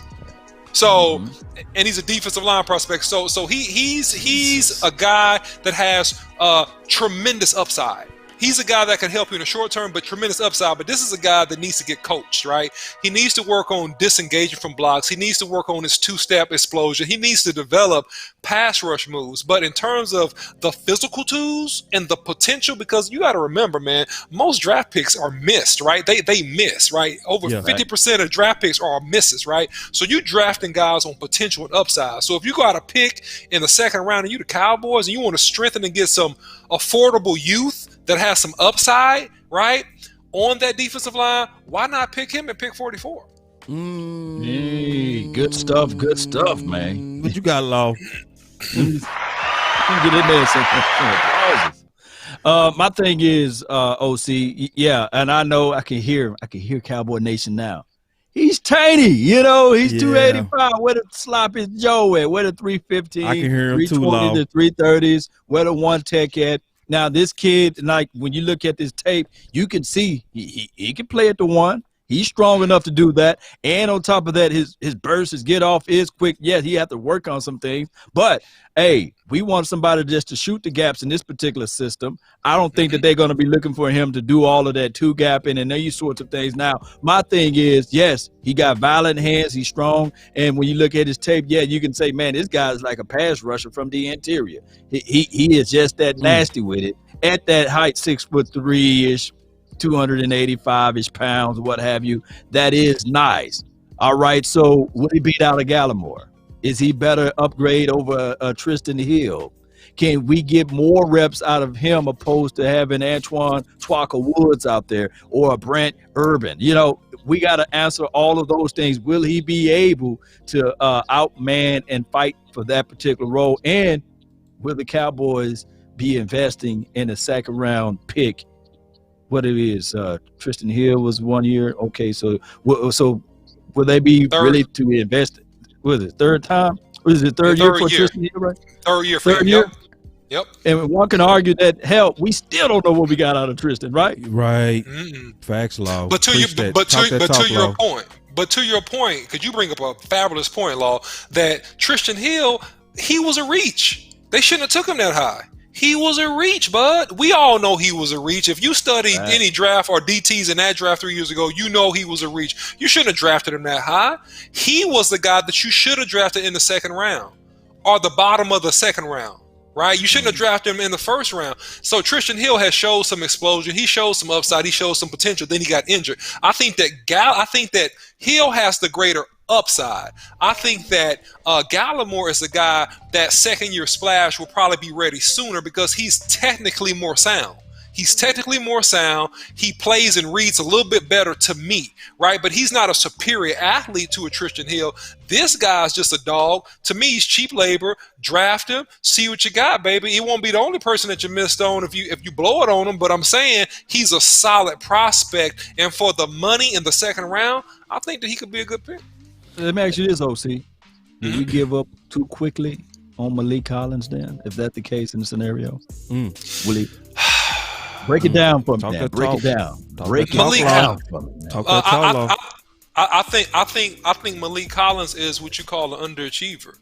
I think he's an underachiever. I think he's a guy that I've seen enough that I don't think he's going to be a viable long-term solution. So I think you go for youth, and I think you go for upside. That's my honest opinion. All respect to Malik Collins. I don't want to say give up. I think I've seen enough. I don't like him enough to continue going down that road. I think that he's almost falling into, if they keep him around on the team, to a Tyron Crawford situation, who graced us with his retirement. All right, a guy that, hey, could make some money, but that never lived up to the billing, never lived up to the footing. That's my strong opinion about him. I know some people don't agree with me, but that's what my eyeballs see. Yeah, and I know I got to clear this up. Malik Collins, he's gone. He's on the Texans now. He played last year for the Raiders. But what I was saying is like that placement. I guess the Cowboys were looking at it like Tristan Hill would be that Collins replacement, and we have yet to see anything out of Tristan Hill. One can argue that he had 2 years back-to-back as redshirt years, because now all we gonna know now is saying, okay, he gave us a little splash last season, and now hopefully we can see a little bit more. But it's time now to start replacing him, and we got to look into this draft. Yep. And see, I showed my hand because before I showed my hand, OC, you know you walked into a fight, boy. You know you walked in a fight with this Milton Williams blasphemy that you kicked off in here. Man, what do you mean that you gonna actually come in here with some old Milton Williams? Nah. I do want to have a slight debate. Just like this ain't that bad. On the Williams. All right, go ahead. Okay. Go ahead. It ain't that bad. Like, I love the measurables. Love Wakanda love. Wakanda love. You know, that was a different kind of love. When that movie came out, it just kind of brought love out, man. You had all kind of love having, man. People was coming to the movies, man, with Coming to America. It was a different Wakanda love. I love his measurables. I think it might be a little bit too rich. I'm super cool with it in the third round. And I put the verses on like we was really finna have a major fight, but it's a small fight. I actually think we should target linebacker. Reason being is because I feel like linebacker's thin. And I think this is your guy. Yes. Before you go into that, are you really saying that if Barmore on the board, you gonna pick up Moses before Barmore?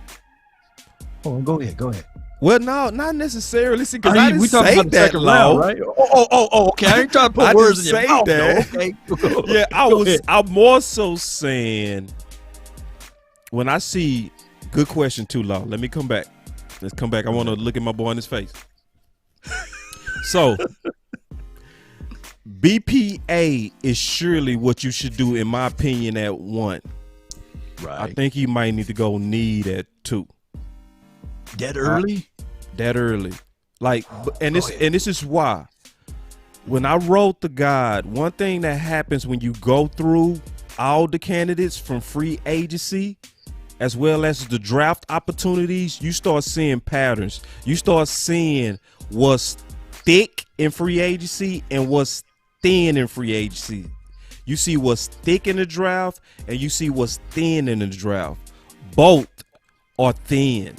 Linebacker is thin in the draft as well as free agency. And our need is big at linebacker, in my opinion. You see what I'm saying? So my round 1 is kind of like get the player. My round 2 is get the best of linebackers likely that's there or move down. Because if you don't, you likely not go get your chance at him. You see what I'm saying? So it's not even just I'm saying I like this guy over this guy. It's like based on where we are, if we don't get Parsons, you got to do it round 2. And I have a couple of candidates because I'm not fighting the creativity of OC. I think it's smart. I think you do want to get those freaks and add them to your team. You do. And when you can, you know what I'm saying? Add them. But at the same time, you got other guys that's out there that enhance us greatly.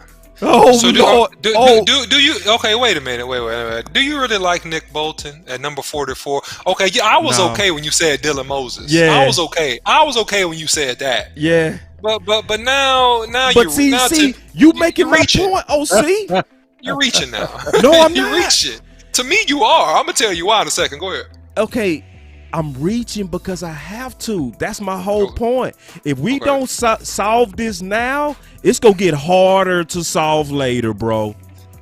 You see what I'm saying? So it's like, it's because of the leanness of this class.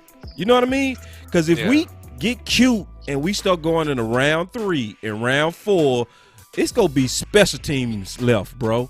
At linebacker. But what if you can get Jamin in round 3? And you still get your big boy down inside in round 2. Jamin Davis, you know. Yeah, I mean, it's one of those things to where I feel like defensive tackle is very deep in this draft, man. So, like, it's a lot of people we'll be able to get to solve the defensive tackle, especially run stopping. The OC, I love what you saying. You know, I put up the versus button like you was tripping, but you really not. I like us to take chances on freaks, and it's guys like him that end up being the steals that you never really got because his pro day didn't give him his pro day bump. Not his pro day, the combine bump. He didn't get the combine bump. Everybody missed that wave this year. So OC is being creative and forethought and saying, there's some steals out there. You just got to pick through the trash. You got to be the person that go to Louisiana Tech and say, it's a guy here that's 6'3", 284, runs a 4.5, 38-inch vertical. Everything says explosion. Small school is where you get scared, right? Yeah. You know what I'm saying? So talking about round 2 gets hard. It gets hard. Even just going to round 2, when we start looking at the leanness of linebacker mixed with the quality of players that'll be sitting there, it's hard. Yeah, it's tough. It's tough, man. It's a rough one. Yeah, but don't reach and don't reach and pick that other guy. I ain't even say his name, Boss Cowboy. Nick Bolton. Man, it was a lot of people early in the year, not me, but it was a lot of people hyping him to the first round, bro. Yes, it's true. And Nick Bolton is okay now. He's solid for a second rounder now. Your tone is as if he's trash. I need you to stop that. No, I'm not saying he's trash. I'm saying he's not a second rounder. And when I look at him, and I may stand alone on this, and I'm going to have to stand and down my own sword on this one. I'm with you. I'm looking at a guy that I think he plays like a strong safety.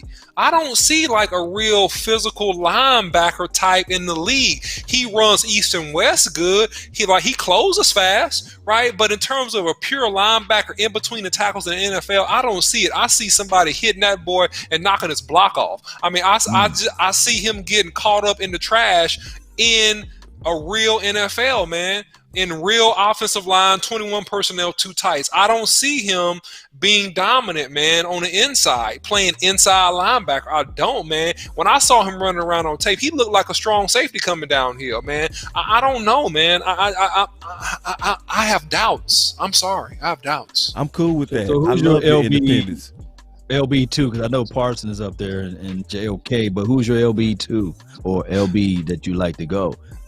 You look, I'm fine with what Boss Cowboy said. I like my dude from Georgia. Moses. He's okay, right? I like Moses, man. He's cool. I'll tell you this, because looking at tape on him, man, he's long, he's athletic, right? He's used to dealing with, I would say, the more physical side of the SEC, which I like, right? He's played against tougher teams in his own section of the division in the SEC. Right. So I'm okay with that pick, Law. I'm okay. But this little guy, this little linebacker, he reminds me of like a fast Raul, boss Cowboy.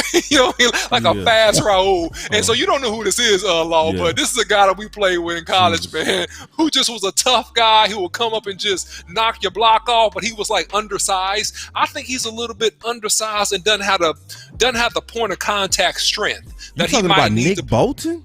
Yes, I don't see it, boss. I'm sorry. Right. What about Collins, the Tulsa kid? Collins. Yeah. Okay. Collins is one of those guys, Law, that again I don't think they fully understood what to do with him. Right? They played him all over the place. So I think that he could develop into a good linebacker based on his size and his measurables. But I don't think he's ready to come in and start day one and be great. I think he needs a year to develop, man. That's what I think. If you draft him, I think technique wise, nuance wise, understanding scheme, because they played him kind of like an athlete at Tulsa, I think that he needs a year to develop. That's my opinion. Oh, you know what? We doing it all wrong. We need to talk about how Quinn would use these guys. So even if you look at Bolton, how would he fit in this system? Can he cover? Can he trail? Can he be fitting right into what Quinn's trying to do, especially with the system that he likes to operate and run? Okay, so that 4-3 defense, that's more so of an attack style 4-3. I think that he's a rotational linebacker if you draft him there. But here's the thing, where do his snaps come from, right? If LVE and Jalen is healthy, he's not going to be on the field a whole lot. To me, Law, and I think that, again, if you look at coverage, and then you just talked about your love, right? You vowed allegiance, right? You vowed allegiance to my big, tall, 6'6" tight end, right? So here's the deal. If you got to play him in the slot, he's overmatched. He can't cover that boy in the slot if you got to guard him coming off the line. So to me, I like a taller, longer, a little bit more physical linebacker even in this defense. That's just my personal opinion. I could be wrong about that, but that's just my personal opinion. So you like Jabril Cox then, huh? Jarrell Cox is a good guy. I like him. I like him. He's 6'3". I like I'm him. just talking about length. Man, in terms of length and size, I like him. OC, you go get a real versus in a second. You keep up. Yeah, you keep on, bro. You getting disrespectful now. You getting real disrespectful. You getting disrespectful up in here, man. First of all, I'm going with Jay Tuck on this. Now Bolton is intelligent with his reads and technique. Size is only a limitation. I tell you what I see with Nick. When I see Nick play and how I diagnosed him, I felt like he reads a little bit slow, but when he sees it, he goes fast. You see what I'm saying? Yeah, he closes fast. Yeah, he goes fast, and I see the gear when it turns on. You can see it, bro.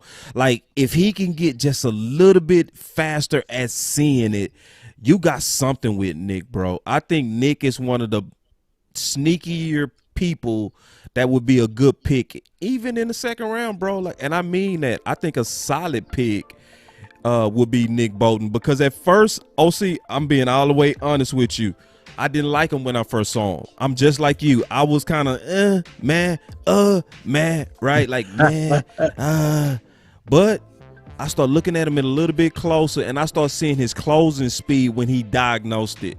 And it let me know as he develops that he could really become that guy.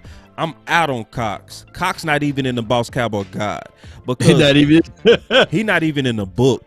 And it's not that he can't do great things at linebacker, and I think he'll be a great fit for Quinn's scheme, especially how he used those tweener linebackers in coverage, and especially to go against tight ends and stuff like that. If that's what he was doing, I'm cool with Cox. But don't sell me on Cox as a run stopper. You're lying. Whoever say that, you're lying. It's not true. He don't got that in his game. Don't say he got that in the game. Matter of fact, if he came here, I would more so want to put him at safety. I sure will, because if you, go watch his safety. Go watch him when he was at safety at North Dakota State. man, that boy can ball. And those type of safety instincts, they never go away. They never go away. I don't trust. And see, this, I'm going to tell you how bad this linebacker class is. Byron is being hyped from Ohio State. Ohio State. Yeah. He didn't even start. And I'm not saying he bad. I believe he a good player with good splash. But that's how thirsty this class is when you got to go to a second team and say, I would get him in the 3rd round. Now, give me Nick in the 2nd round before you give me Byron in the 3rd or 4th. You know, it's this class is weak. You got to get that linebacker or you in trouble. Watch Chad Surratt gonna be like the best linebacker out there. Watch. Yeah, it's gonna be something like that. It's gonna be Chad's watch. What Law just said, it's gonna be something like that, man. It's gonna be like a Chaz. It's gonna be like, man, why we passed up on that dude? Right. You know? The class is weak. The class is weak. Law, I know you've been with us a long time. Do you want to take a couple of questions real quick? Yeah. From the chat, like, hey, mailbag time. Whatever y'all got for Law, whatever y'all got for the OC and I, put it in there and we'll throw it in the show real quick. Just to kind of get some fan engagement. That's the right thing to do. So my boy Geechee, he just put in a comment. He said, Nick is a football player. I'll take him any day. That's at UOC. He got you. He coming at you for that one. You know, I mean, how many times we gonna play nickel though? You know, how many times we gonna be in nickel? Yeah, man. Listen, look, I'm not saying. Look, when I give my analysis about somebody, I'm thinking about in context of how they translate to the next level. I don't think that he's an every down linebacker. To Corey Morris's point, he's a 3rd down linebacker. Okay, great. I think he's talking about Cox. You talking about Cox? Okay, yeah, I don't know. I'm almost certainly talking about Cox. Okay, well, look, if we're talking about my man Bolton, man, I just think, man, he's a little bit undersized, man, and I don't see he has great closing speed, but I didn't see him play with enough violence. And I like my linebackers to be a little bit bigger and play with a little bit more violence. And I didn't see I see him making tackles. There's a difference between a tackler and a striker. I like a guy to play linebacker to be a striker. I like him to have great instincts, right? And to be strong at the point of attack, right? And I like him to diagnose plays very, very quickly. He has great closing speed. But here's the thing. If you don't recognize in the NFL, these guys are so fast that you're not going to have a chance to make that tackle. Right? He made up for his delayed reactions in terms of play recognition with his speed. In the NFL, he won't be able to do that. Got you. My boy Anthony said, who's the best safety? No, go ahead.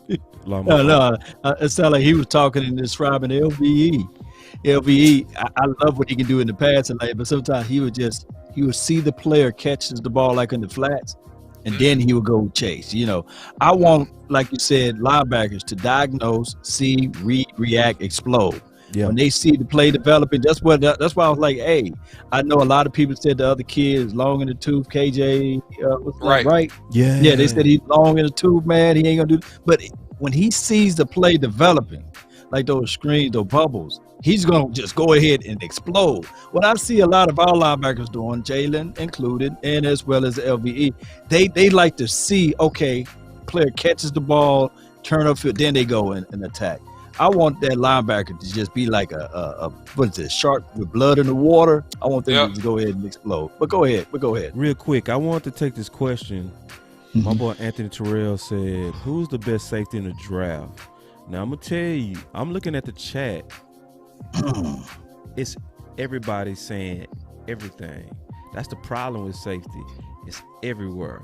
My boy Keystone say Jamar Johnson. He put his balls out there with that one. I like that. My boy like Lemuel said, me too.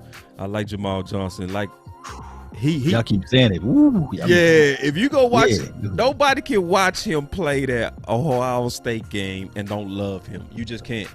Kevin Holland, we heard that one. This is answering your question, Anthony. And then my boy Gary, he from Funky Town. Washington. It's a lot of people that love Washington. You know what I'm saying? That's Jeff Kavanaugh guy. My guy's Cisco. Guy, baby. My guy's Cisco to this day. Yeah. I ain't never changed on that. It's gonna stay that. You know what I mean? 13 interceptions, an enforcer. I think if you put him in a box, I'm gonna tell you right now, I think that dude gonna be an all-pro. I said it. Maggie. Yep, I said it. I think he gonna be an all-pro. I think everybody gonna look back and be like, damn. Just tell him don't release the dragon. He be all right, man. Yeah. But so safety, you could tell, Anthony, when you look at the various answers, that safety is hard this year. You know what I mean? It's hard because everybody everywhere. You got the Washingtons, you got the Cisco's, you got the Grants, you got the Jamar Johnsons. You got so many. Nazardine, baby. That's good. Bledsoe. Yeah, so that tells me, to answer your question, Anthony, and then I want to get y'all thoughts on this law in OC. Safety is where you can kind of chill. No rush, because it's going to be good ones. You know what I mean? You can sit there and kick your feet up in the third round and you go get you a starter. We replacing Xavier Woods. We not, you know what I'm saying? We go get a starter just by chilling. Urgency to me would be BPA at 1, maybe get linebacker out the way at 2, and then go back to BPA and start targeting the parts of your defense. That's gonna be pure upgrades. I want to get y'all thoughts on that. Well, when you're talking about like I'm looking for safety as far as mentality. Yeah. And I know it can sound crass when you say that. Of course, you can see somebody that got all of the check marks in the boxes when they played at their comfortable system in college. But now you're finna go to a system that is complex. It's going to be new stuff. You're going to have to really dive into the mindset of getting off your guys that's on you, keeping your pad levels clean and stuff like that, and going down and fill. My thing is, we want dogs, right? Mm-hmm. So like you said, the safety class, the DB class in general, there's waves and there's different levels to it, right? You got your free safety, you got your strong safety, and then you got your safety that's available to play like in that to cover like the D gap or what have you, that nickel guy that can cover down inside. Yeah. So you got to have all of those responsibilities as a safety. And what a lot of people do is, like for Javon Holland, for example, they would look at his tape and say, well, he's trash. He's only playing this side of the field. Well, look at all of the players that was on his team, right? He had a guy with Brady Breeze on his team. We got people that can do some things that can really flip things around. And when you get into the pros, it's a whole new landscape. It's a whole new environment. So I want mentality. I want somebody like I want people to look up Quintario Cole. He's from Alcorn State University, HBCU. Got all the check mark on all of the boxes, and you got that aggressive mentality. That's who I want. I want people that can really, really change the impact. Because a lot of times when we look at the game from last year, especially, I want you guys to just look up the Cleveland Brown tape. Dallas Cowboys versus Cleveland Brown. Xavier Woods had plenty of an ample amount of time to come down and field, but he said, you know what? Not today. You know, so I don't want business decision guys. I want somebody that can get out there regardless of their skill set and just make a play, come down and field. And we got a lot of guys in this draft that can do such. Yeah, this one is pretty tough. You know, in terms of mentality, Cisco, absolutely. Come down, banger, a guy that loves to play football, a guy that loves to hit, right? I mean, you know what I mean? So that you know what I mean? That flavor, that's cool. I think Johnson is a guy that also loves to hit, but he's rangier, has a little bit more ball skills, in my opinion. Yeah. So he's more so of the prototypical single high, right? Yes. To you know what I'm saying? To my man's point, Cowboys fan only, you know. So I mean, this is what I think, man. I think you need a combination of the both. And I've always said this, even when we broke down free agents, I always said that if safety, you need a guy that's a willing tackler, but a guy in this NFL, because this is a throwing NFL. So you can't just be a willing tackler only. You got to have some ball skills, right? So between him and Johnson, man, I mean, my heart says Cisco, but my mind says Johnson. You know, so it's kind of one of those things. You know what I mean? But it's kind of you know, 6 in one hand, half a dozen in the other. But I think in today's NFL, go with the guy that is a solid tackler. I don't care if he blows you up, but he's a willing tackler, right? And a guy that has great ball skills, because I think that in terms of turnover ratio and having opportunities in big games, that's going to pay more dividends for you than a guy that's just a willing tackler. They killing this mailbag. I'm glad we opened it up. Good questions coming out. And I just want to take a few more. I like what Tuck question is. I want to address this and then hear from y'all on this. He said, but we need a true single high, free versus strong. In my opinion, Tuck, the way I solved this with the Boss Cowboy Guide when I wrote it, I actually feel like Donovan Wilson can play both. He actually played both. So wherever you can get your best player, you make him adapt. You see what I'm saying? Now, we all know he has the mentality of a strong, but you can't deny that he has the range of a free. You can't deny that. And because of that, wherever the opening it is, I'm taking it.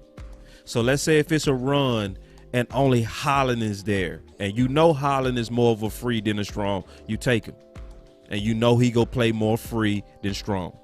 Or if you got a Cisco where you say he's going to be better at enforcing, then Donovan go make the adjustment. So I think the rareness of Donovan Wilson gives us the flexibility to do whatever we need to do in the draft to fix the back end.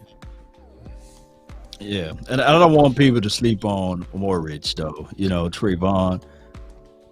He is a guy that you can play it free, and he can come down and hit and field. His thing is he's too aggressive. Oh, where did we hear that from? Who's too aggressive? Oh, Donovan Wilson. That was his calling card. Like his downfall. Like he was too aggressive. So if you can get somebody like a Morridge and you probably had to go with the 44 pick though. Yeah. Is that too high of a real estate OC? You know, Cowboys historically how don't he's do hyped, that. no, but how I see him, yes. I don't even really like him, bro. Be honest. You don't like him? All right, so if you like, say for example, you don't like Morridge, okay, cool. You love Cisco and you love Jamar Johnson, right? In between those two, right? Love him. You got Nazardine up there. Yep. You got the Richard kid that's from Georgia.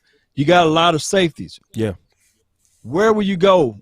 Are you using some of these compensatory picks after you pick your 44 pick to move back inside to get one of these guys? Because I haven't heard you mention Richie Grant yet. So yeah, maybe I he's mentioned in the doghouse with you. I did mention him. Yeah, I like him. Yeah, no, Okay, I like go ahead. Richie. But see, I feel like we got the flexibility with Donovan Wilson. I think it's deep enough to where I kick my feet up and I'll let that pick come to us. You see what I'm saying?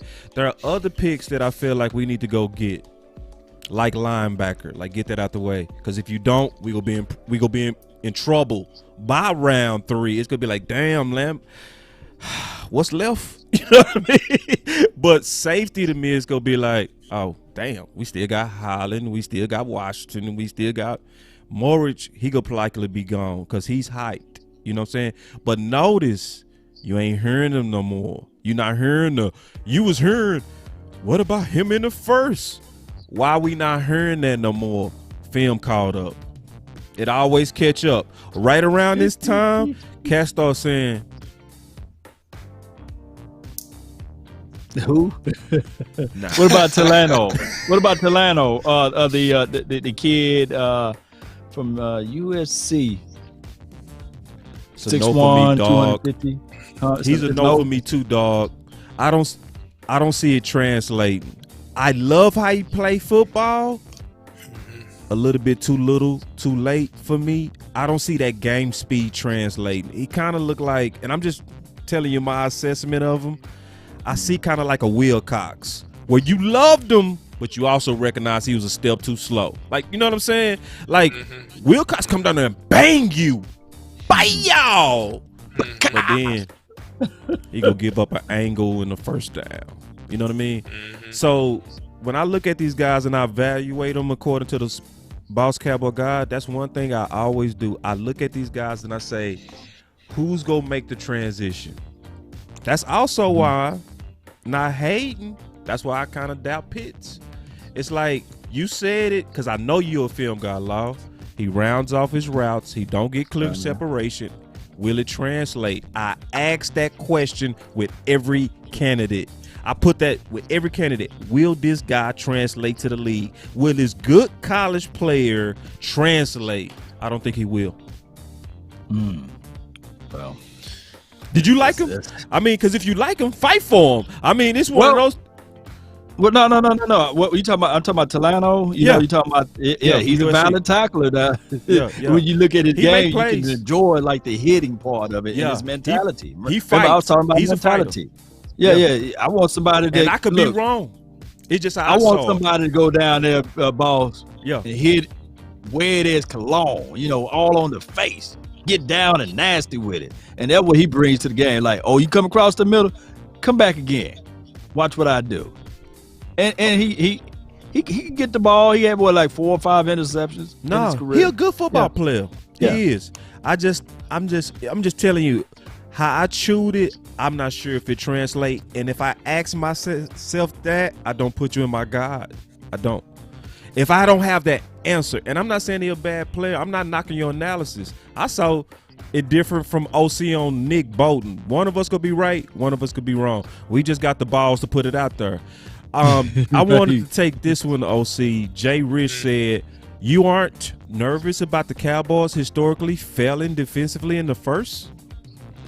I'm not nervous about historically doing it as long as they pick a very, very good athlete, because I think the good athletes that play aggressive always tend to translate in the NFL if you pick them in the first round. There are riskier picks, but if they have measurables, tools, and you can see on tape aggression and explosion, in some way or the other, they'll translate for you. What I don't want you to do is go draft a defensive end that runs a 4.8 40 and it's 274 pounds. Oh, I meant Taco. I'm sorry. He's not here anymore. Right. So I'm saying don't, that's too risky, right? That's too rich. Don't do stuff like that. But if you got a 4.3 corner, or you got a 4.3 linebacker and you want to roll the dice on athleticism and we go figure out something to do with you, okay, I'll ride with you on that. But don't give me nothing questionable. Don't give me a 300-pound, 5'2" defensive tackle, right? Don't give me that, right? Not at pick 10 or pick 15 that hadn't played or dominated against elite competition.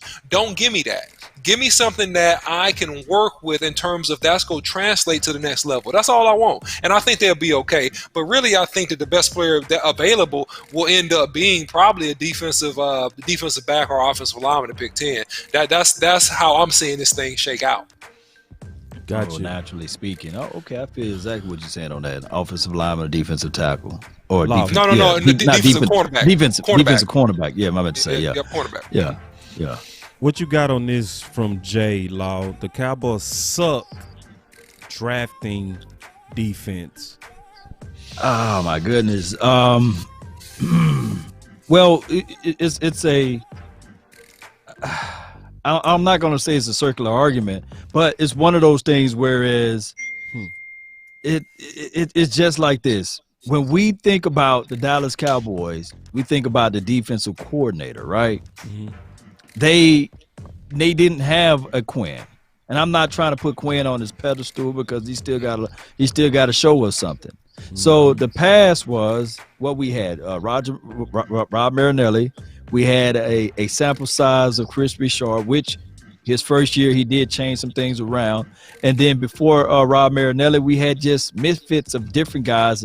And the last defensive coordinator that we had that really had some stones, but he wasn't a defensive coordinator, was the head coach. What was his name? Wade Phillips. Wade Phillips.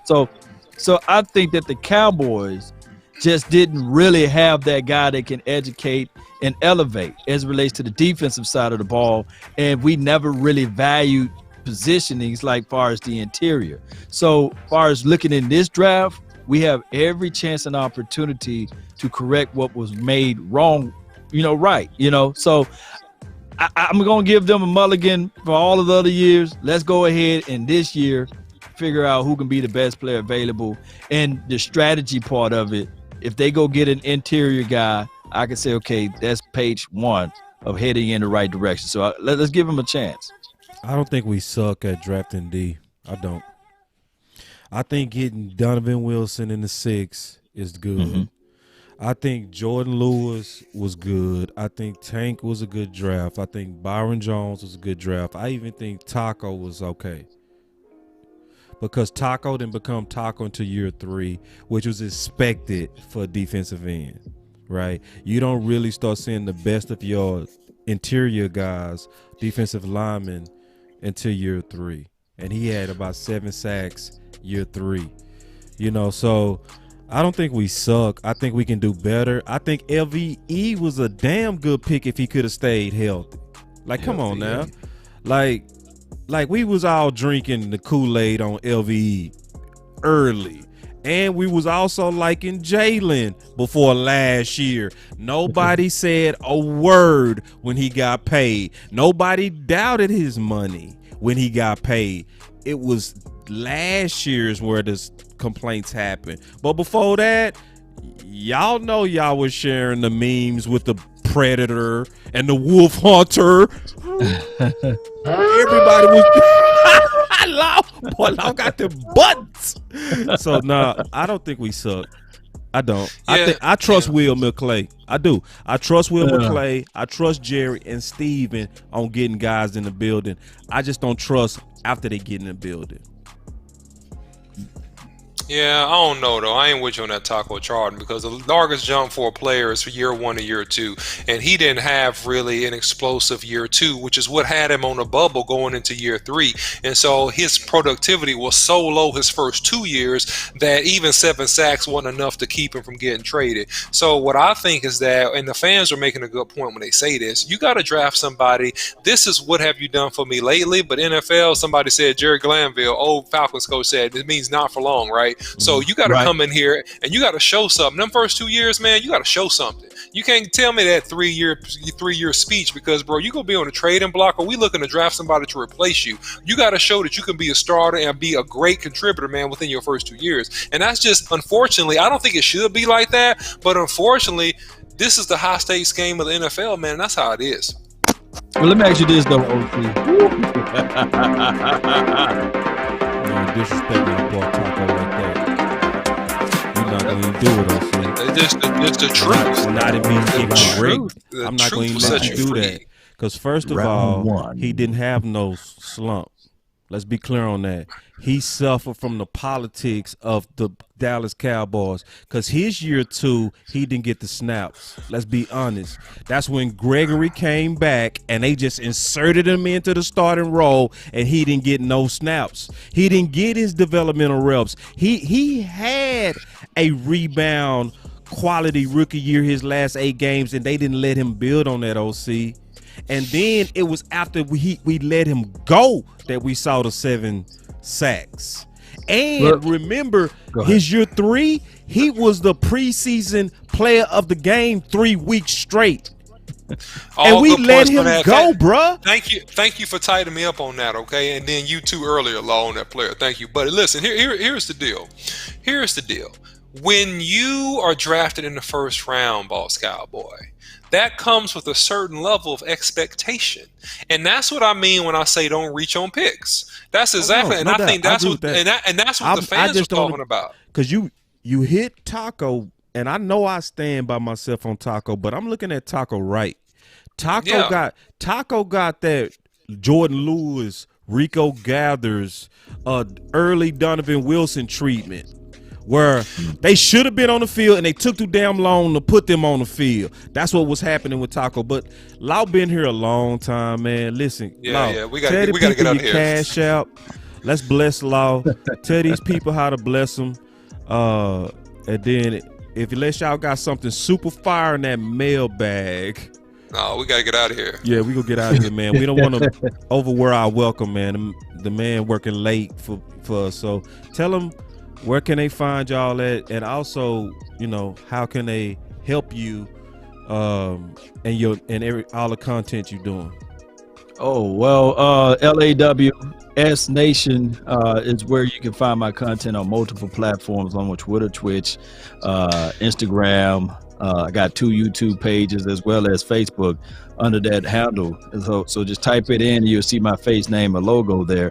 And as well as the website, lawsnation.net.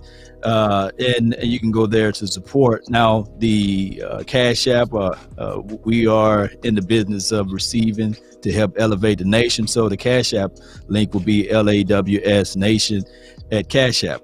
So I really appreciate you guys, man. A beautiful platform. Hey, Boss and the OC, I'm gonna tell you guys right now, I didn't like none of this, man. I didn't like it at all. I absolutely loved it. This was a great moment. It's a great opportunity to spit real Cowboy sports talk. And as far as the draft concerns or what have you, I know I'm gonna be busy with the little ones, but if I can break away and get free, I'll jump in and to see what you guys are doing for that wonderful, marvelous, fantastic show. So I can't wait to be a part of that. And Cowboy Nation, I just like to tell everybody, man, the draft is always a fickle process. Yeah, we don't know. We would never. It could be Joshua Bledsoe that would be the best safety in this particular draft, and it could be Shaz Surratt that would be the best linebacker out of this draft. And people like, oh, you remember they passed up on Shaz Surratt, And it could be Aleem McNeil that's all of a sudden be the Aaron Donald 2.0, and then it could be Katoni that's going to be like the blazing wide receiver that everybody say, man, you seen that dude, man? He just taking the top off the defense and these sorts of things. And it could be Kyle Trask that be the Tom Brady 2.0. Who knows? It's just how it goes. So let's still remain and let this thing be fun.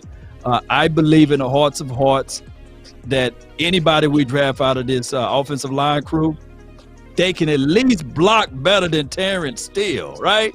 And on top of that, as far as the DB class, shout out to my dog, Jordan Lewis, and as well as Anthony Get Down Brown. But anybody that can help, if we can get in this draft class, man, the DB class is thick. And those guys will get into this system. I believe Joe Witt Jr. will get these boys operating right. Let's continue to grind and shine, baby. I appreciate y'all, man. Ain't no problem, man. And I thought I was just getting ready to get out of here. No, I don't got do it. called out. I got called out. What happened? You got to address this, OC, because I'm going to address it. My boy D-line needing 3 years to develop is gibberish. Either you're good or you're not. Washington built their D-line through the draft. Really great point, Jay. They did draft some studs because they were a horrible team, and they had top picks to draft studs. Okay, so you got to kind of keep that in mind. They had top picks to draft studs. Like okay, top because fives. Top 5 picks, top 10 picks to draft studs because they were so horrible. When you right? using Washington as your example, yeah, you ain't got no point. See, can I sub in right quick though to make this point? Go ahead. People fail to realize, and I got to put this out there: when the Dallas Cowboys had drafted Ezekiel Elliott, the Washington front was by default. Because they looked at it like, man, we got to stop Ezekiel Elliott. So that's when they started the Bama Boys or what have you. And even when you look at it, the Giants, they did the exact same thing. Everybody in the NFC East was looking at it like, how can we stop this massive front five from the Dallas Cowboys and this one hell of a running back from Ezekiel Elijah Elliott? So they started to make these drafts. That's why you got the Bama Boys over there. And also that's not they just so happened to get the interior. So they said, man, let's go ahead and work on the outside.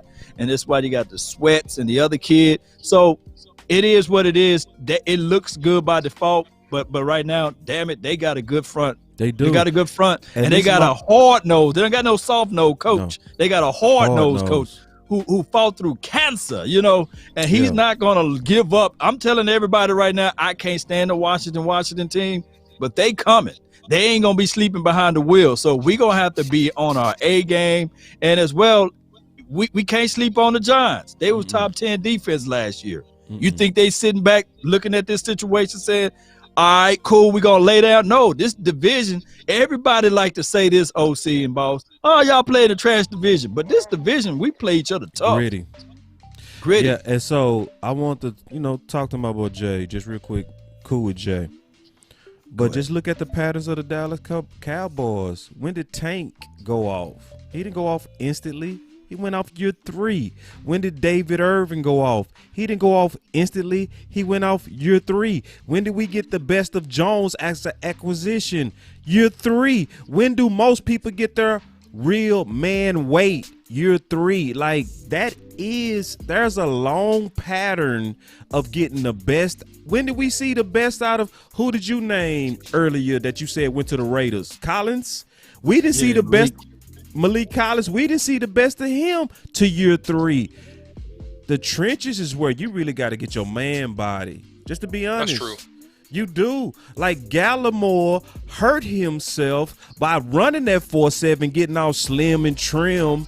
It was only to 8 games into the season where he got his weight back, where we start seeing Gallimore. It's something to that, Jay. I didn't make that up, and I don't want people to think I'm over here just making up stuff just to make points. No, it's a clear trend of that's why I was one of the only people that was like, bro, they lied to us when they was saying that on Tristan Hill. He's so good.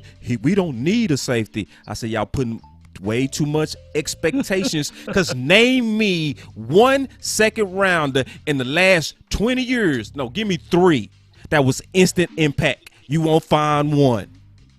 The only people that you find as instant impact DTs that's not in the is first rounders and top 5s like the Redskins. That's it. Allen dropped mad. And had a top 5 grade. It was just his shoulders that dropped him. But his top 5 talent was true. And you know Sweat is top 5. You know Chase is top 5. Yes, those guys are instant impact because they was true top 5, top 10 talents. That's why, man, you preaching, man, tonight, man. People don't have to go to church this Sunday. Here's the thing, boss. That's why I was so mad and angry and upset when the Cowboys, because the only way you can make up that ground is in the free agency. And when we didn't pull the trigger on Malcolm Brown, I was like, come on. And we didn't pull the trigger on Jaron Reed. I was like, come on. Now, I know these guys are going through their waves or what have you, but you got to, when you see a defensive tackle, somebody that can play down dirty inside like that, you got to pull the trigger on them. And that's why the Kansas City Chiefs, they didn't blink. They said, shoot. They got Jones.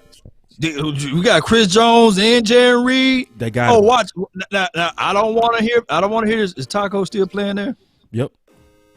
If Taco get north to 5 sacks, don't come after me. But now it could be quite possible. It should happen. That's all I'm saying. Yeah, because you got those big boards that are going to push everything back. And I'm not trying to be a Taco apologist, because y'all can go back and look at some of the videos that I posted before.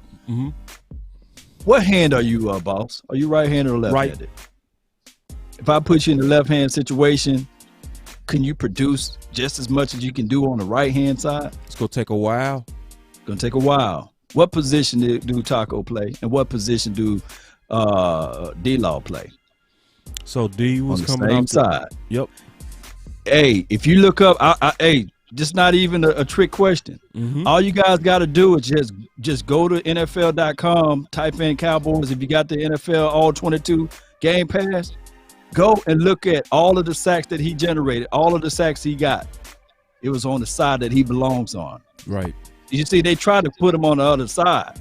It's just a different world sometimes. Yeah, it is. OC can tell you, you play on that line. If I put you on the other side, it's going to be trouble. I'm gonna tell you what, I play left and right tackle, right? I can play either one, man. So you know what I mean? It's just it's all about your mindset. I think when you become a pro, and like offensive linemen don't get a pass on that. You know what I mean? So I feel you on that, and I'm a acquiesce to that a little bit. But if I was drafted as a right tackle and they needed me to play left, they don't give a crap that I never played left tackle. When I went to college, they didn't give a crap that I never played right tackle. I played left tackle. We had another guy, big stud named Joshua Lovelake. They said, Beaufort, go play right tackle. And they expected me to line up and kick slide perfectly in that right hand stance. I got no warm up on that. So, you got to be able to be a switch hitter and a pro. You know what I'm saying? So, hey, but I feel you on that. Yeah. And truth to that, I saw Tyron Smith when he first got here. He was playing on that right tackle side. He was on that right side, and he was dominating over there. And they said, hey, man, old boy is getting his lunch handed to him. I forgot his name. I think his name was Doug Free. And they flipped it in that year, and Tyron Smith never looked back. And I was saying, thank God they got Doug Free out of that left tackle role. So it goes on and on, man. We can talk football all night, baby. Yep, for sure. All night, but we not. tonight. So before, all right. So before we get out of here, man, y'all remember we got the Super Draft Weekend coming up. Law say that he got something going on with his daughter. He go try to squeeze in on that weekend.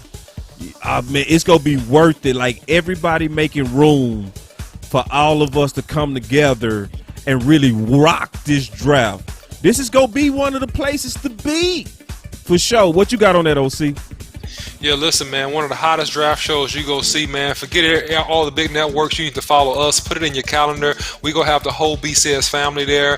Geechee, Buddha from the streets, man. We're going to have Queen in the building. We're going to have Picante in the building. We probably will even have my girl Brittany in the building, me, the OC. And, definitely, man, the best production out here. One of the best produced shows you'll see. Also with Skywalker as well. So, listen, tune in. We got you from first round to the 7th round, all 300. And you will not be disappointed. You would not. You say Queen, boy. She be on it, boy. Man, Queen is the queen. Queen to be. Yes, she is. That boy Low hit that. Every time she called out, I'm like, yeah. She be knowing her stuff, man. I'm like, yeah. She did. Yeah, that CD coming out late May, baby. Law hit that note. Damn it. That messed me up, Law. That let me. I didn't think you was gonna hit that. I was waiting on you to crack. No crack. I was Good right job, on pit, baby. Oh no. Yeah. He got that good falsetto. I hear that falsetto. Law got that good falsetto, man. He got it in. And listen, like, who says it better? You are listening to nothing but the best of hits and oldies. Law. Magic. Law got him. Law got him. One more time, y'all. Who the best? You are listening to nothing but the best of hits and oldies. Magic. Boss Cowboys, the NDOC. We're live here in Dallas. Let's go. And remember, you got to put that growling. And remember, you're listening to the Soft Souls. Man. Now y'all know why Law's a pro, man. Law's a pro, man. Law's a straight pro. He's a pro, man. He's a pro. Law's a pro. He's a pro. He's a real pro. So appreciate y'all. You man. can definitely follow Appreciate Boss Cowboy Sports. It really blessed my man today, man. If it's in your heart, put something in his cash app. That he put in a lot of work at last minute. But you can follow Boss Cowboy Sports on Twitter at Cowboy_Boss. The Instagram is popping.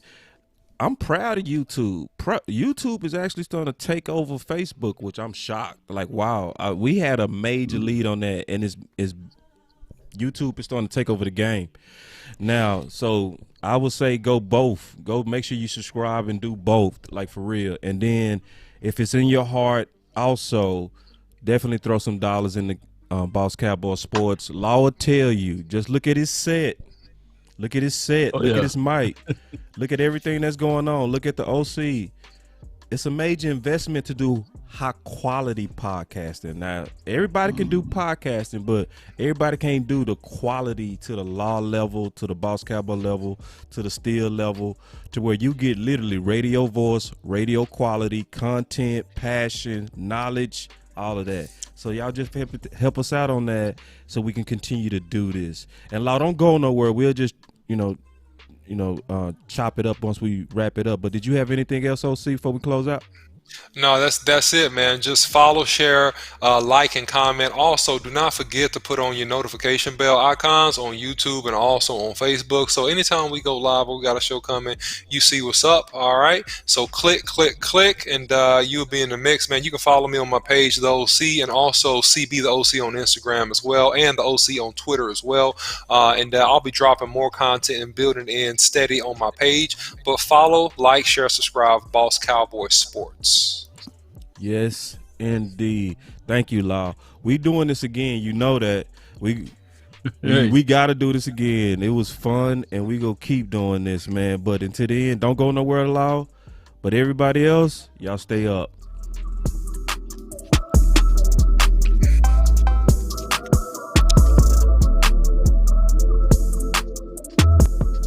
Boss Cowboy Sports.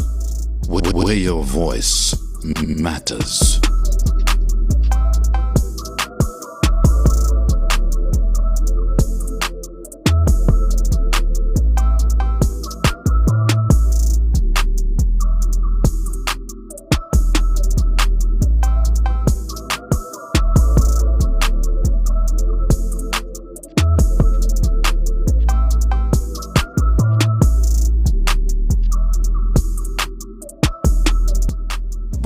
Boss Cowboy Sports.